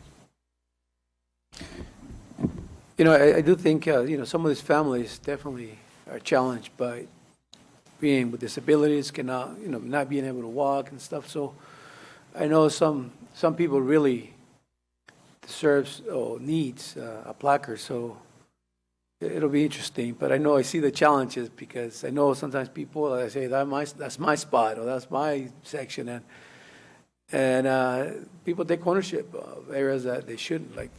Maybe you do it just for those homes that don't have a driveway. I really don't know how many homes don't have, but and that's it's going to be rare, but there are some out there. And I think that's why I'm happy with the way the parameters are set on here. And I would love it if we could come back with a policy using these guidelines as a starting point, because I think it will, really give priority to the people that, don't have that driveway, don't have access to parking, that kind of thing. So I'm okay with coming back with a policy with these guidelines to start off. We will look at these options if that's the council's direction. These were just options. These were not all the options. So we will come back with the policy if that is the direction of the council. But I think looking at specifically this one case or cases where there's no drive apron, I'd like to find out more about it, but perhaps that's a good, potentially a viable candidate where that's a problem area. I think once you explain if this we able to create it in the way we can do blue curves, that with the understanding that hey, you don't own this place, we're going to do it for you, but you might have to share it with other people, and you can't just claim it and try to run out people. And so with that understanding, and if this had come up earlier when we had the funds and they were senior and low income, I could have addressed it with CDBG and different. I mean, we've done things like that. That's why I want to know more about this property. Now we're kind of limited because it is a homeowner's responsibility, but if they had applied through a program that we had, it's not uncommon that we have help people fix their driveway aprons and things of that nature. Is that something that could be included in what we just approved? Because you said if there's a lifted sidewalk. It's the CDBG that makes them eligible, but we no longer have that. No, but what I'm saying is what we just approved with the slurry seal and fixing cracked sidewalks. The apron is the homeowner's responsibility, not the city's responsibility. But in the case of CDBG, where we're improving their property, so it doesn't. So what we just talked about wouldn't qualify. Not. You would have to do it across the board for everybody. Okay, so the apron is a homeowner's responsibility. And most likely they wouldn't have a driveway if they're a narrow property and don't have driveway space. I mean, I'm kind of shooting from the dark. I don't know anything about this property, so I would like to see what is. This property would require removing the fence, pouring concrete and to create that driveway, and then cracking the sidewalk. Do they have a cement driveway at all? No. So there's no apron and there's no driveway at all. So it's all dirt or grass. Correct. Yeah. Okay, I already sent you the information, so we can start off there, and then I look forward to seeing the policy draft.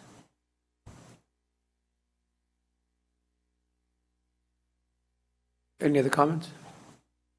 No, I mean, there's definitely a need, and it might be just a very limited need for just a handful of individuals that don't have driveways. So, if we could potentially serve them, then so be it. But as my colleague mentioned as well, and I agree 100%, is that there needs to be that component where we educate them and they fully are aware that it becomes a public parking spot and not a designated one for their home. So,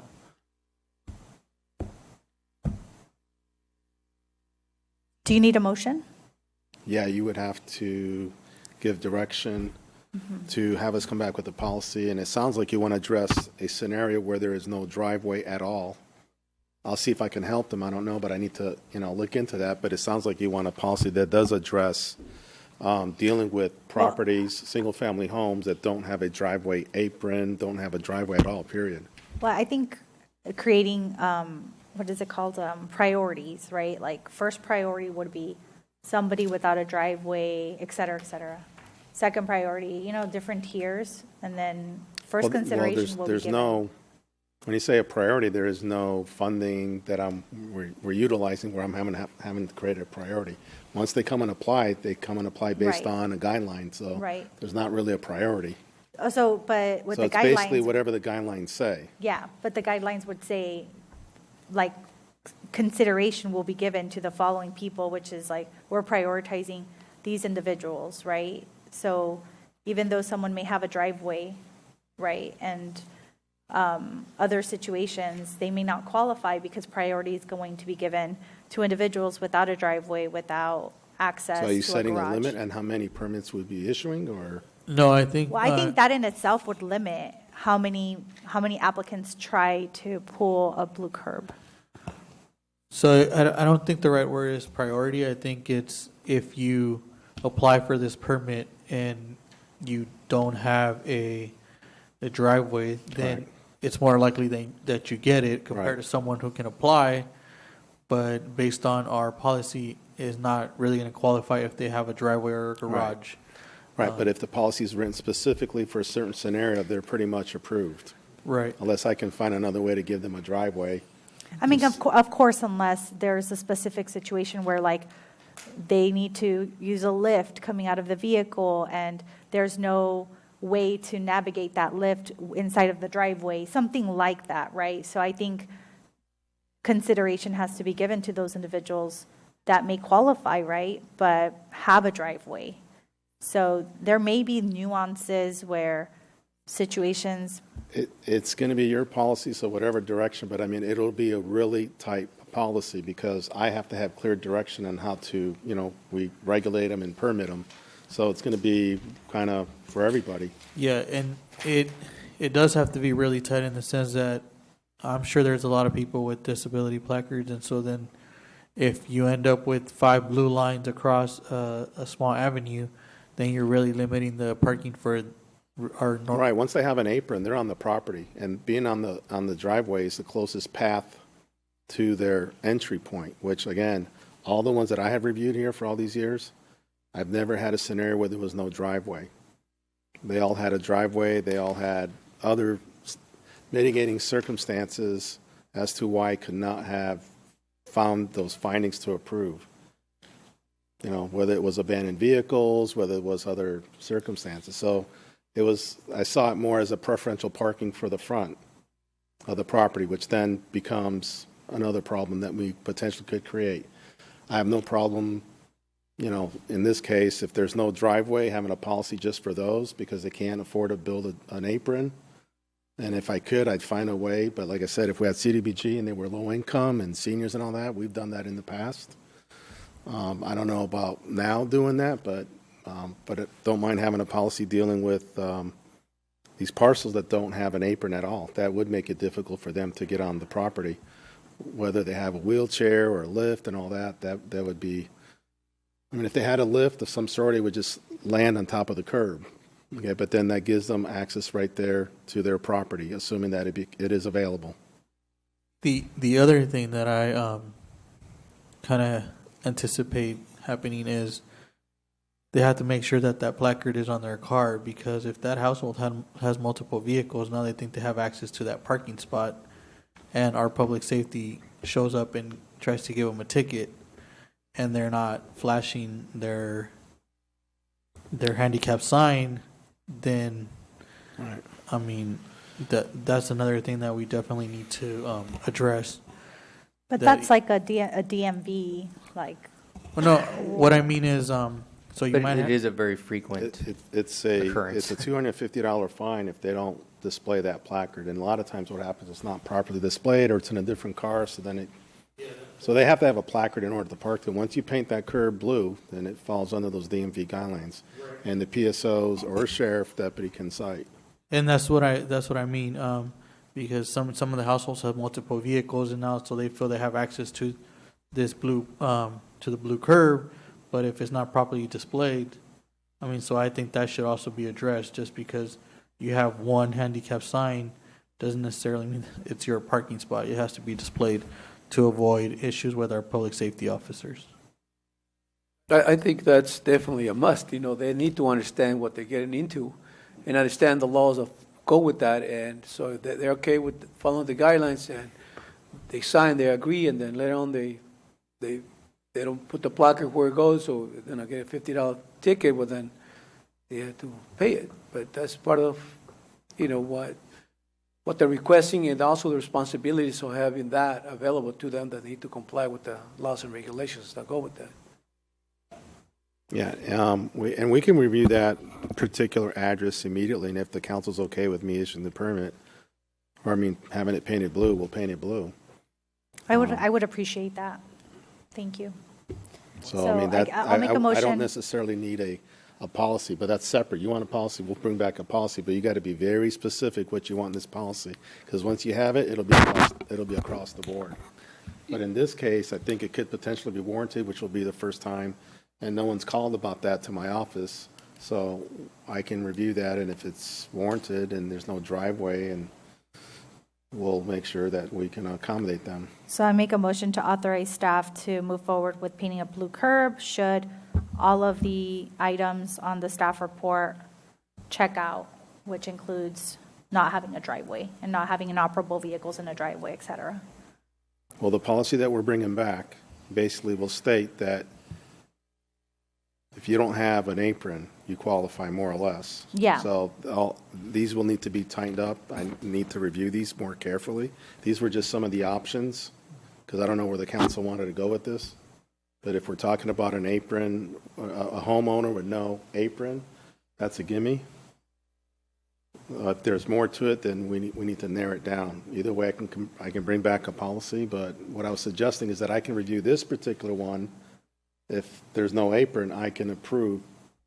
That's what I'm saying. Yeah, for this particular address, though. Yes, that's what I'm So saying. I don't really need a policy for that. Yeah, he doesn't need the policy. I don't need a policy. I will You go out don't need there. approval?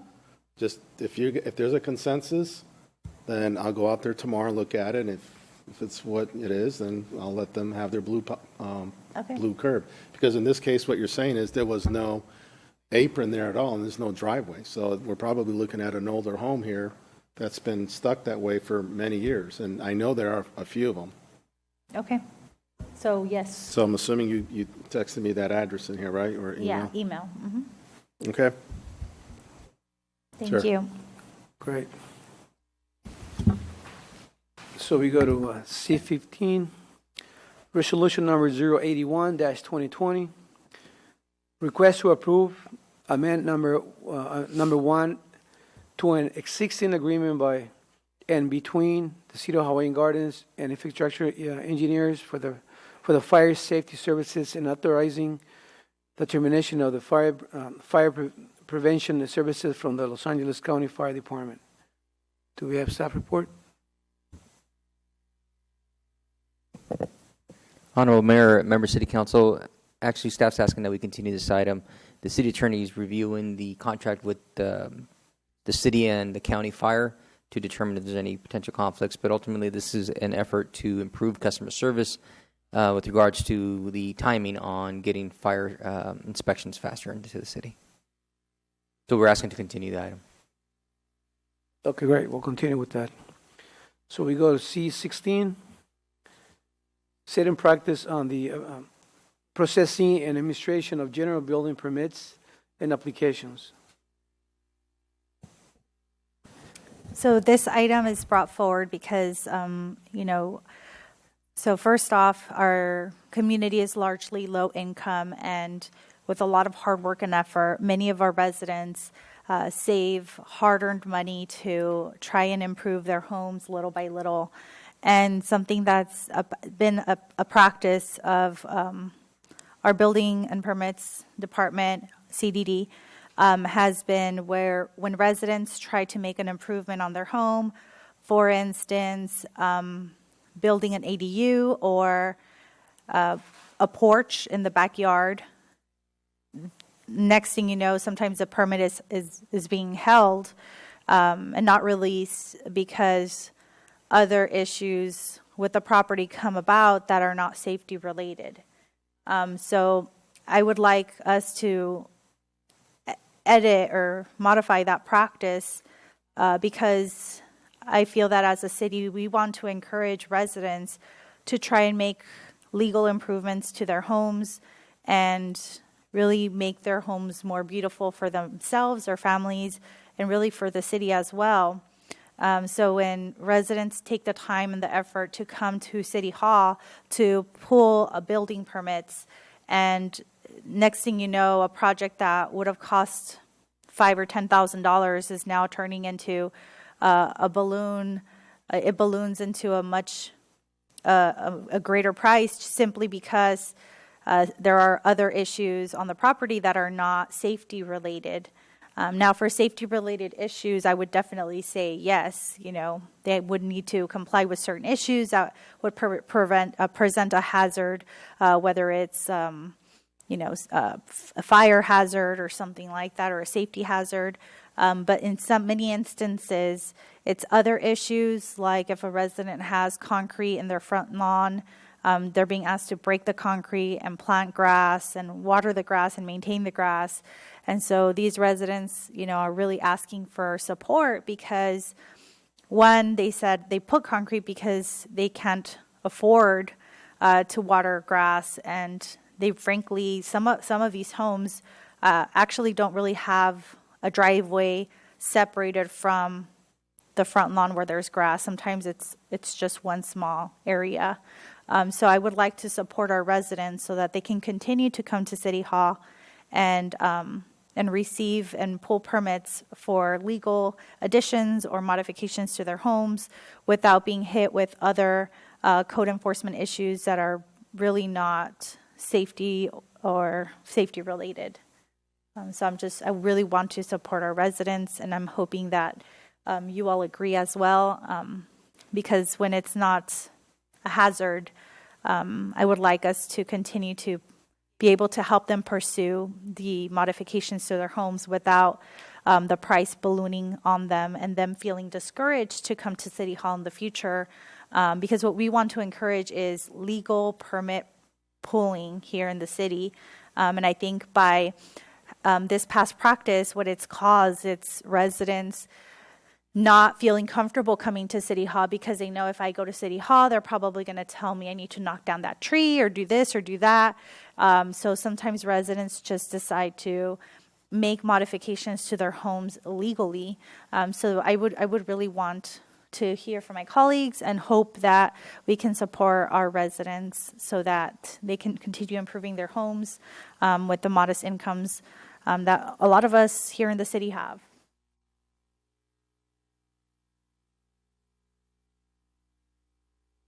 Well, I think the concrete is a good example. And I was just asked if you've heard of any other examples as you're going out there that would definitely qualify for like non-safety. So if I may, just to add some context, so I think the rules and guidelines with regards to building permit issuance and different parts of the building code are mostly in the municipal code or the California building code, right?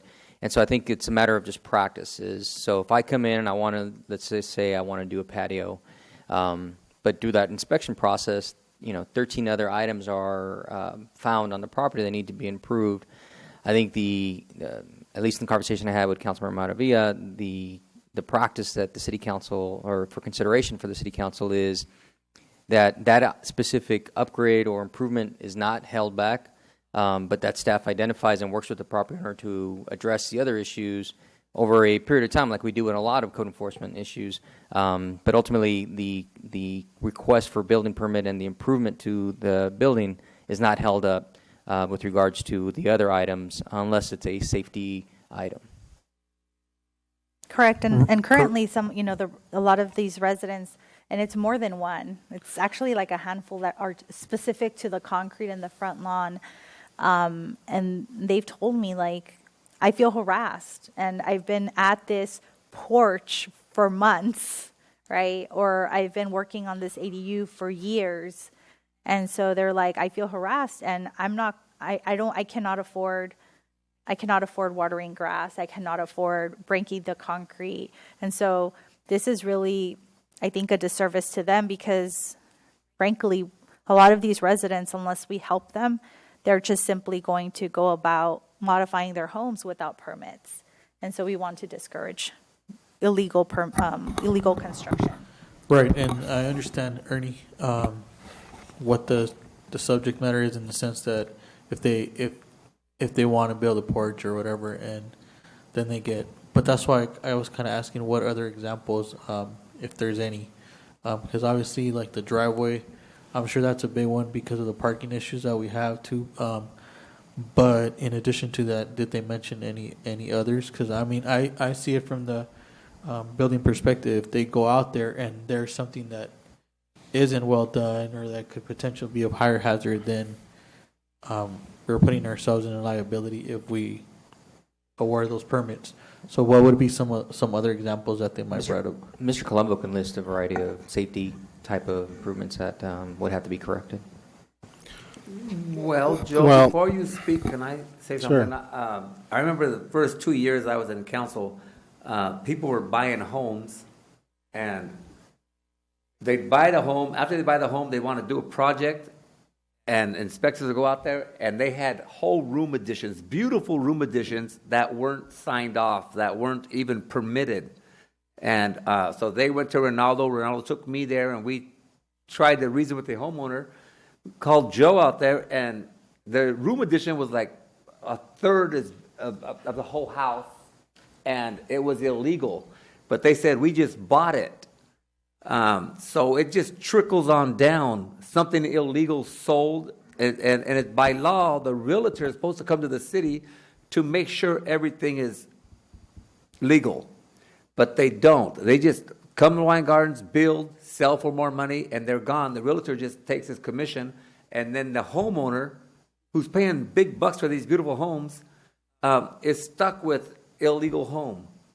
So it's a heck of a situation, and it's all over to the neighborhood. So Joe can. So there's a couple issues. So the city has a pre-sale inspection process. So I'll explain the two different scenarios, but you're correct. What happens is a property owner tries to buy a piece of property, and they are required, the real estate agency now know that they have to get a pre-sale inspection, which is not uncommon. A lot of cities do this. And we'll go out there and do an inspection, and if, the big things that we're looking for, we're not looking for little ticky-tack stuff. We're looking for something that is going to affect the property value. And the number one thing that's going to affect the property value is construction to your home. We've had numerous occasions where it's permitted as a 2-bedroom, 1-bath, and yet there's a 3-bedroom, 1-bath, or 3-bedroom and 2-bath. That will affect the property value, okay, because they're trying to sell it off as bigger than what it's supposed to be. And if it doesn't get caught, the new homeowner is going to get caught with that mess, and then it just becomes a whole civil process. So in the past, the council wanted to see a pre-sale process. Obviously, a lot of the condos and things of that nature, townhomes, we don't have much of an issue there.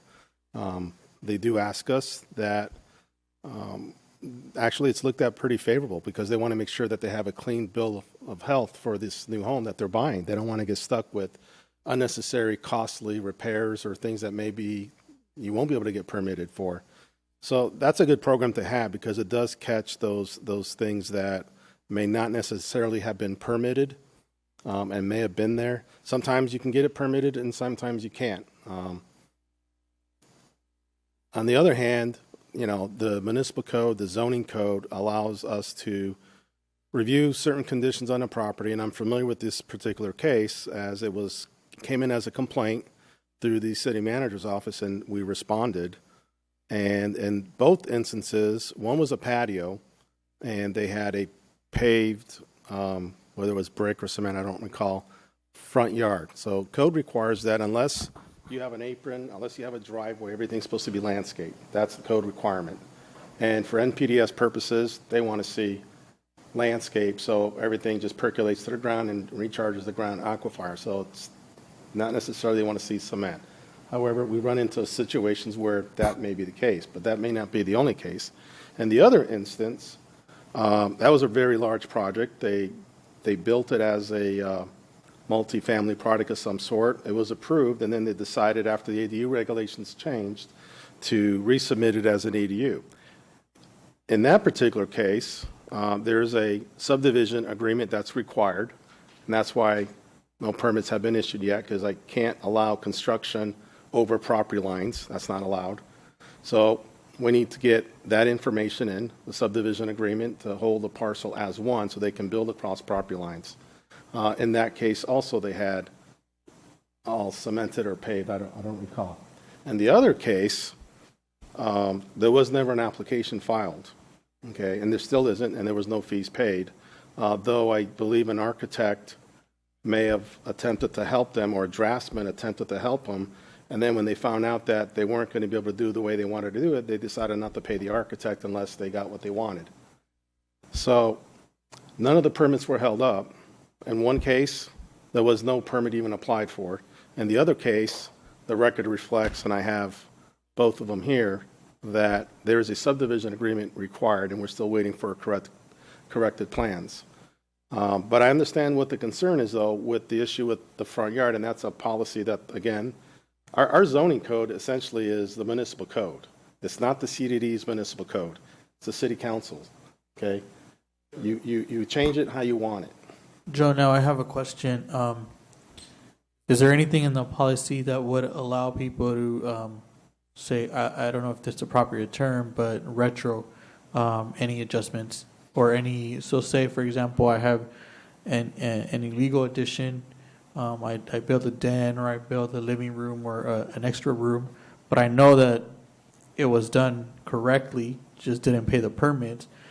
Do we have anything in place that says, I want to come back for the city to inspect it, pay my fees, pay my school district fees, and make sure that it's illegal? Do we have anything in place for that? Yes, we do. We issue a miscellaneous permit because it's after the fact. So there's a difference between a building permit where they're doing it from scratch. They went through the plan process. They got inspected in stages versus someone that got stuck with something already built. And there's a lot of homeowners that get stuck with stuff from the past because they didn't know. And there was no pre-sale back then. In that case, we issue a miscellaneous permit if we're able to approve it. And the inspector may say, well, based on the type of construction and methodology, we think it's okay. You may say, we need you to poke a hole here, open this up, let's look at the footing. So it's their discretion, the inspector, to say what needs to be opened up. So in that particular case, we'll issue a miscellaneous permit because we're asking a lot of the inspectors to sign off on something that hasn't been inspected. So he does have to open up holes in the building. Okay, and that makes sense, but from the owner's perspective, it's definitely cheaper to poke a hole in the wall and prove that something was done correctly to tear it down. And So we have a process for that, and it's been ongoing for years because we know there's been a lot of stuff done in the past and without the benefit of a permit, and so we have a process for that. But again, in these cases, one did not even apply for the permit, and then the architect got screwed, doing the services for free. I don't want to go into the details of that, but I think in both cases, the resident was told, both residents were told that their permit would be held up unless they complied with breaking the concrete, and that goes back to the discussion. And that would be inaccurate. That goes because we know for a fact that we have a scenario. Excuse me, sorry. So that goes back to the policy decision that I think I'm trying to push for, is that when a resident comes forward related to something, an addition or modification to their home, that we as a city council, direct that the practice be that unless it's something that is an immediate hazard or could be a fire hazard or something safety related, that the residents are allowed to, pull permits and, they could be told, hey, by the way, that's, not up to code or not in the zoning. However, we're not going to pursue that because you only came here for this issue, and so long as you pay the fees and et cetera, then we can move forward with that. So I would like that consideration for our residents. But I think it's not just fire hazards. There's structural and it could be anything. But again, that is not the way the process works, and no one was told that they had to do the improvements first, because as we know, the improvements are done when you're done, and then you ask for the inspection for everything else. So we don't ask for certain improvements to be done first, and then you build your house. When you're done, you call for an inspection, then they check whatever has to be checked. Also, on several occasions, we have deferred certain improvements and put them on a time schedule. In fact, one of the biggest ones that I had to do was the food bank. We put them on a 2-year extension, the food bank, on a 2-year extension to defer certain improvements. Okay, so that's not an accurate statement that they were told that they can't get a permit if the improvements are not done. And in that case, they had no permit. The other one is also missing critical data that by law I have to obtain. The issue is, that's before you, that I think you're being asked to consider. Do you want to enforce certain parts of non-safety related issues, okay, such as this cement issue, because it's a prevalent problem throughout the community. It's not just 1 or 2 homes. There's a lot, okay? So what happened is that in those cases, and many cases, they're building something and then they see, I mean, the code requires that we bring the property up to code. So staff is basically doing what the code says. If you want to change the code, again, you guys have the ability to change the code however you want to change it, all right? So the correct term would be non-safety items, like example, Correct. I mean, if that's something that you want to consider, where basically you would allow people to park in the front yard, basically. So just for, go ahead, Megan. I think that there's a question of the code, and then there's probably a question of policy also. And so I understand what Councilmember Maravilla is asking is sort of not to sort of harshly enforce the code is, I think, where she's going with this. And so if I understand that, and the council has a desire to do that, I think that perhaps the recommendation here or council direction would be to review the code, review practices and policies of CDD, and come back with a proposal to address your concerns, if that's helpful. Yeah, I certainly wouldn't recommend you change the code. Right. I mean, and I agree. I think it's maybe there's a few things that we might want to look into rather than look at the whole code. And it might be just some simple because items. a change in the code would require you to go through a whole process, as the city attorney is familiar, which requires planning commission approval and hearings, and it's a lengthy process. So if you want to provide a directive or direction, like the handicap issue with the drive apron, we'll look at that. So if there's something, if the driveway, if the parking in the front yard is one of them. that's literally what I'm saying. So I'm sorry? That's literally what I'm saying. I think we have enough direction to come back with recommendations. Okay. I mean, I don't know that the municipal code or the zoning code has to be modified. I think it can be a matter of practice. Oh, we just need to get direction as a council, as a body, because all the things that staff is doing is per the code. Okay, I think we have enough direction. So we'll come back with that and provide that direction or policy for you guys to look at. Well, let me ask one question. Because state law, they want water going into the water table, correct? Mm-hmm. Right. So if I wanted my front yard concrete and I came and got permits, would you allow it, or does the state law prohibit it? We would not allow it if somebody wanted to cement their front yard. Yeah, because the water table. So it's well, there's two reasons for it. One, it's in the zoning code that it talks about certain percentage of landscape. Then it talks about that anything that's not an access point or leading to a garage or a driveway, everything else is landscape. Now, landscape doesn't necessarily mean it has to be grass. You can go with xeriscape, you can go with drought tolerant. Okay, so we're pretty flexible on that. In fact, it's encouraged, but y'all know the issues with recharging the ground aquifers. Okay, so by putting in cement, you no longer have that. Now you have runoff going into the gutter. So there's a reason for it. But again, it's your code, your policy, whatever direction you give us, we follow it. Right now, staff is following the code, the way it's written, the way it's been presented, the way it's been approved by the city council from the past, okay? But I needed to make sure I clarified certain issues because it wasn't accurate. And nevertheless, I will entertain bringing back whatever policy you want to see, and, and then we can help out the driveway issues or things of that nature, or non-safety related issues, because it could be a fence, it could be some other issues, not necessarily structural.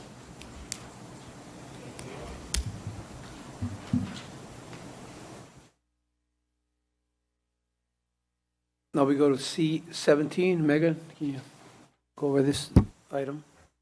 Thank you, Mr. Mayor. This is the item that the council added to the agenda tonight, and the city manager will present. Yes, thank you, Megan. Mayor and members of the City Council, so on May 12, 2020, the City Council received grant funds in the amount of $147,000 from the California Natural Resource Agency. So staff had applied for these for the purpose of purchasing and or improving Pioneer Park. At the time, as you know, Pioneer Park, we don't own it. It's owned by Caltrans, and so we were trying to receive monies, and we did through the help of our Assembly member, Rendon. And when we received the dollars, we dedicated those dollars to either purchase or improve the park. However, we had to submit an application, so the application was to purchase the park. Caltrans came back with a purchase price of over $300,000, meaning that we'd have to tap into an additional $200,000 of reserves to purchase the park. Staff is recommending that we instead use the funds as we recommended to improve the park. And so we use $147,000 to improve the park, whether that be landscaping, new playgrounds, or a mix of a variety of items. We'll come back with this item if the council approves it.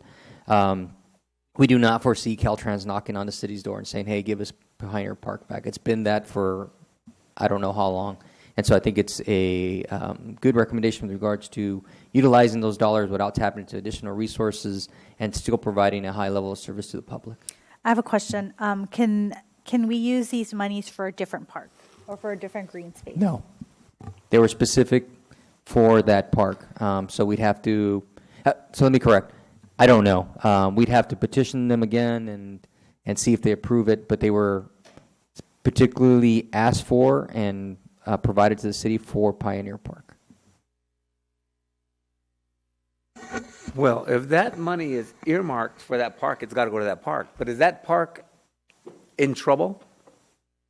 It's not. I think that park's in good condition. Can we save that money, or is there a limit on it? So we had 5 years to use it. So let me do this. The problem is the reason why it's an emergency item on tonight's agenda is they need a decision now, this week.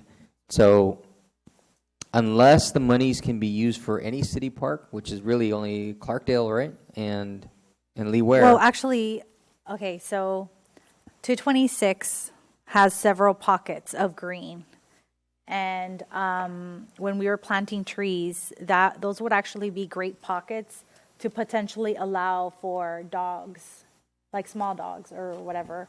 And so it would include like that there's already a fence there, but adding like a door, adding something so that small dogs don't get out, adding a bench and a trash can, like very basic, right? And so I'm trying to see if maybe those monies, like a small percentage of it, could be used just to enhance those small green spaces, to add a bench next to the tree, add a trash can, so something very basic that wouldn't require too much of an investment, but really to activate those green spaces.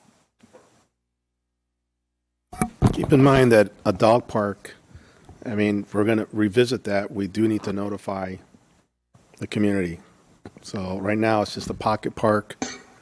It's not really part of, it's just a green belt. They're not an open space, a part of the open space element. So if we're going to create a dog park, then we have to go through a certain process. But you can definitely have a dog park, and we've discussed this in the past with the CIP, but we got to go through a process in order to build a dog park. And I was just going to confirm, are those designated in the general plan? I'm sorry? Are those designated? No, what happened was those were just remnants. Okay. From the 226th Street expansion project that when we built the street, and those were RDA parcels, and so we took possession of it because they're not really buildable parcels. So not only those parcels are not really designated as open space, even the corner of, I think it's 223rd and I don't know if it's Violetta, that we call that a pocket park, but officially it's not a park. It's not in the open space element, but it's improved like one, But a dog park's a little bit different than a park, and the concern there is that a dog park is not a park. Well, I think the only difference would be that currently, not to get off topic, but dogs are banned from regular parks. So this is, I don't necessarily, it's not like dog park, come bring all your dogs here, it's a space where people wouldn't be banned from taking their dog if they wanted to hang out there. That's my point. Right, and you could do the dog park if that's the direction the council wants to go. I'm just saying there's a process for it. That's all. So let me address a couple things. So first, Councilmember Trimble's point. So the monies have to be designated, but we have 5 years to spend them. And so what I do need authority tonight is this, and this is what I recommend. That you give me authority to tell them that it's not to purchase a park, that it's to improve city parks, and that city parks, okay? And then we'll figure out the rest if they approve that. But if it's specific to Pioneer Park, we'll designate money for improvement to Pioneer Park. And as mentioned, because the conditions are not that grave right now, we'll hold on to it for a couple of years until we can actually spend the money in the best way possible. But initially, we'll try to get approval to upgrade city parks, and that could mean whatever it means, you know. But Yeah, because I think if we have to spend it at Pioneer Park, like we must, right, within 5 years, and in 5 years, a playground is still in great shape and everything still looks good. What I would personally like to see is leveling it off so that you don't have those humps and adding a really nice shelter like you have at Clarkdale Park, something like that that families could use to picnic. That's just my opinion. I think another thing that we talked about too is the potential to have kind of like these exercise stations that you see at, you know, some other parks, and even we could have that the pocket parks as well. But I mean, that might be something we could have at this park, if feasible. Right. So again, we will submit for improvements to city parks, pretty broad and vague. If not possible, for improvements to Pioneer Park, and all those issues will be back to City Council for a final decision as to what it actually looks like. Do we need a motion for that? Can we get a motion on this one, please? Can I get a motion? I make a motion to submit the request as city parks. Can I get a second? I'll second that motion. Can I get a roll call vote? Mayor Alvarado? Yes. Mayor Pro Tem Roa? Yes. Councilmember Farfan? Yes. Councilmember Marvilla? Yes. Councilmember Tremble? Yes. Motion carries.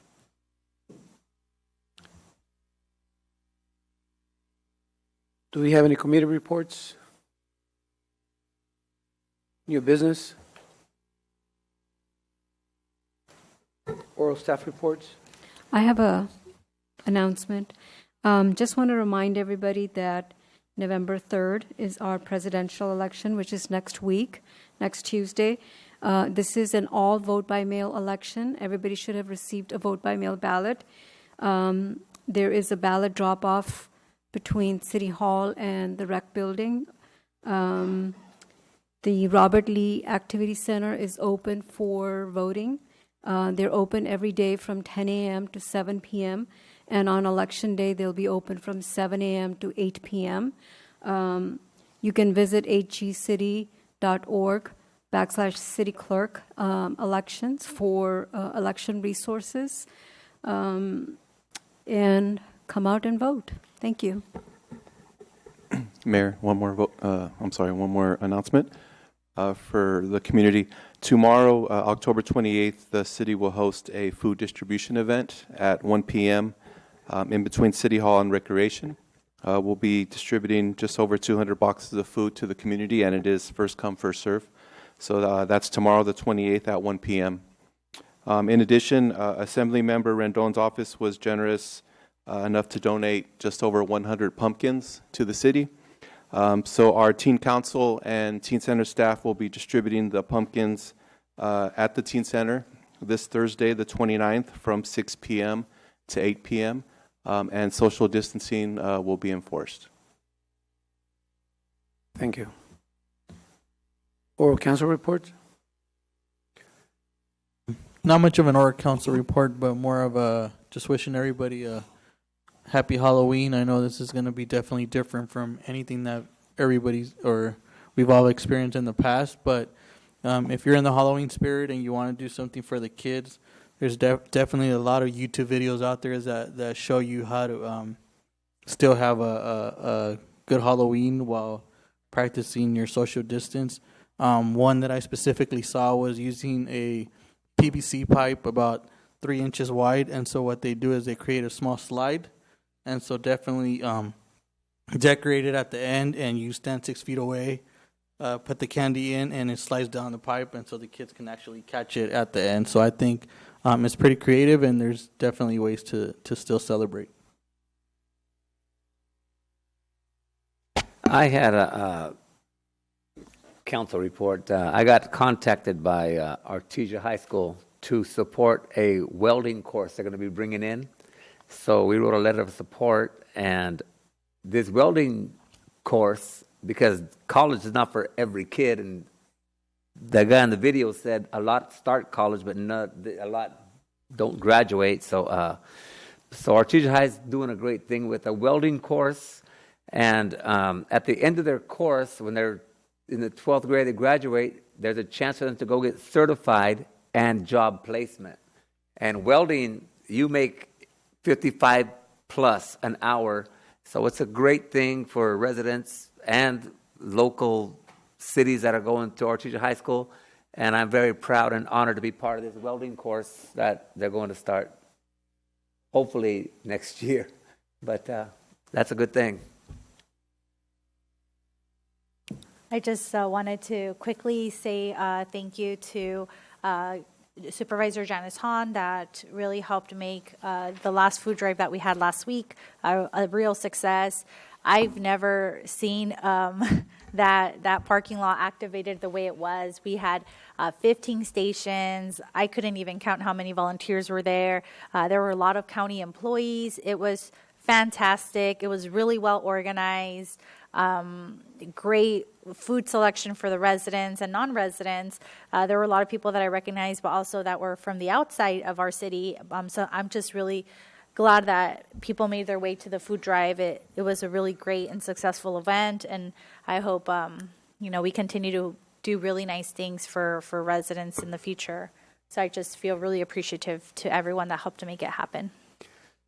I have to make one more comment on behalf of the city for Janice Hahn, who I call her the friend of the little city, and her representative, Linda Johnson, who was president of the food drive, who did a great job representing Janice Hahn's office. My hat's off to you, Linda and Janice. Thank you very much from the city of Hawaiian Gardens. Yes, yes. On that note, yes, the food giveaway at the Gardens Casino was definitely a success, and I want to definitely thank and acknowledge, Juan Serrano, his committee, for really fine-tuning that event, and I know Siobhan Cage, she was very instrumental in working things out with the Gardens Casino parking lot, with the owners, and using the parking lot, which it was really great. I know city staff was involved. They also did a great job, and Public Works, they were early in the morning putting all the cones and getting it all done. I believe that event was also really, really smooth, and we serve over 1,500 families. That's really great, and we're concerned to make we're concerned that we wouldn't have enough people come and get the food, but I think we have even more than enough people coming and getting some food. So I'm really excited that we're making a difference, and I want to thank definitely Jonathan and their office. Like I told Linda, that we're teamwork. We can't do things on our own. We need others to help us and support ourselves to make it happen. So also definitely want to thank the Los Angeles Regional Food Bank, because through them it was possible. So I want to definitely acknowledge everyone that participated in that event and all the volunteers. And also on another note, we had the grand opening for the Parent Engagement Institute, which was definitely a great event. Was done at the Helen Roses, the Helen Roses building, second floor. They're going to be providing classes to parents, to really help parents learn computers, and then have computer classes and helping parents, making sure that with the COVID-19 challenges, with all the classes being through Zoom meeting and everything else, the parents face that now having to be somehow the teacher or teacher's aide to help them and coach them and teach them how to use Zoom meeting and the computer so they can really care for the young students or teenagers going through education during this challenging time. So I really want to acknowledge David Marquez, who is the executive director of this Parent Engagement Institute. So I encourage people to take advantage of this program, what's available to them. they don't know anything about it, they can go and visit. It's at the Helen Roses building, second floor, to really find out what they have available and really take advantage. They're really committed to make that difference in the city, and I just want to encourage people to take advantage. That's all I have to say. Now we're going to closed session. City Attorney, could you please read the closed session item? Thank you, Mr. Mayor. The City Council will now convene in closed session pursuant to the items listed on the agenda.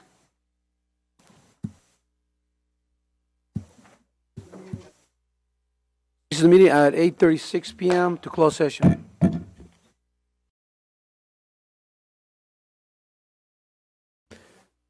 Reconvene meeting at 9:17 p.m. to close session. Can you please do roll call? Mayor Alvarado, Here. Mayor Pro Tem Roa, Here. Councilmember Farfan, Here. Councilmember Marvilla, Here. Councilmember Tremble. Here. We have a quorum. Thank you. Mayor, can you please report back? Thank you, Mr. Mayor. The City Council convened in closed session pursuant to the items listed on the agenda. No reportable action was taken. There being no further business, I hereby adjourn this meeting at 9:17 p.m. until our next regular meeting to be held on Tuesday, November 10, 2020 at 6 p.m.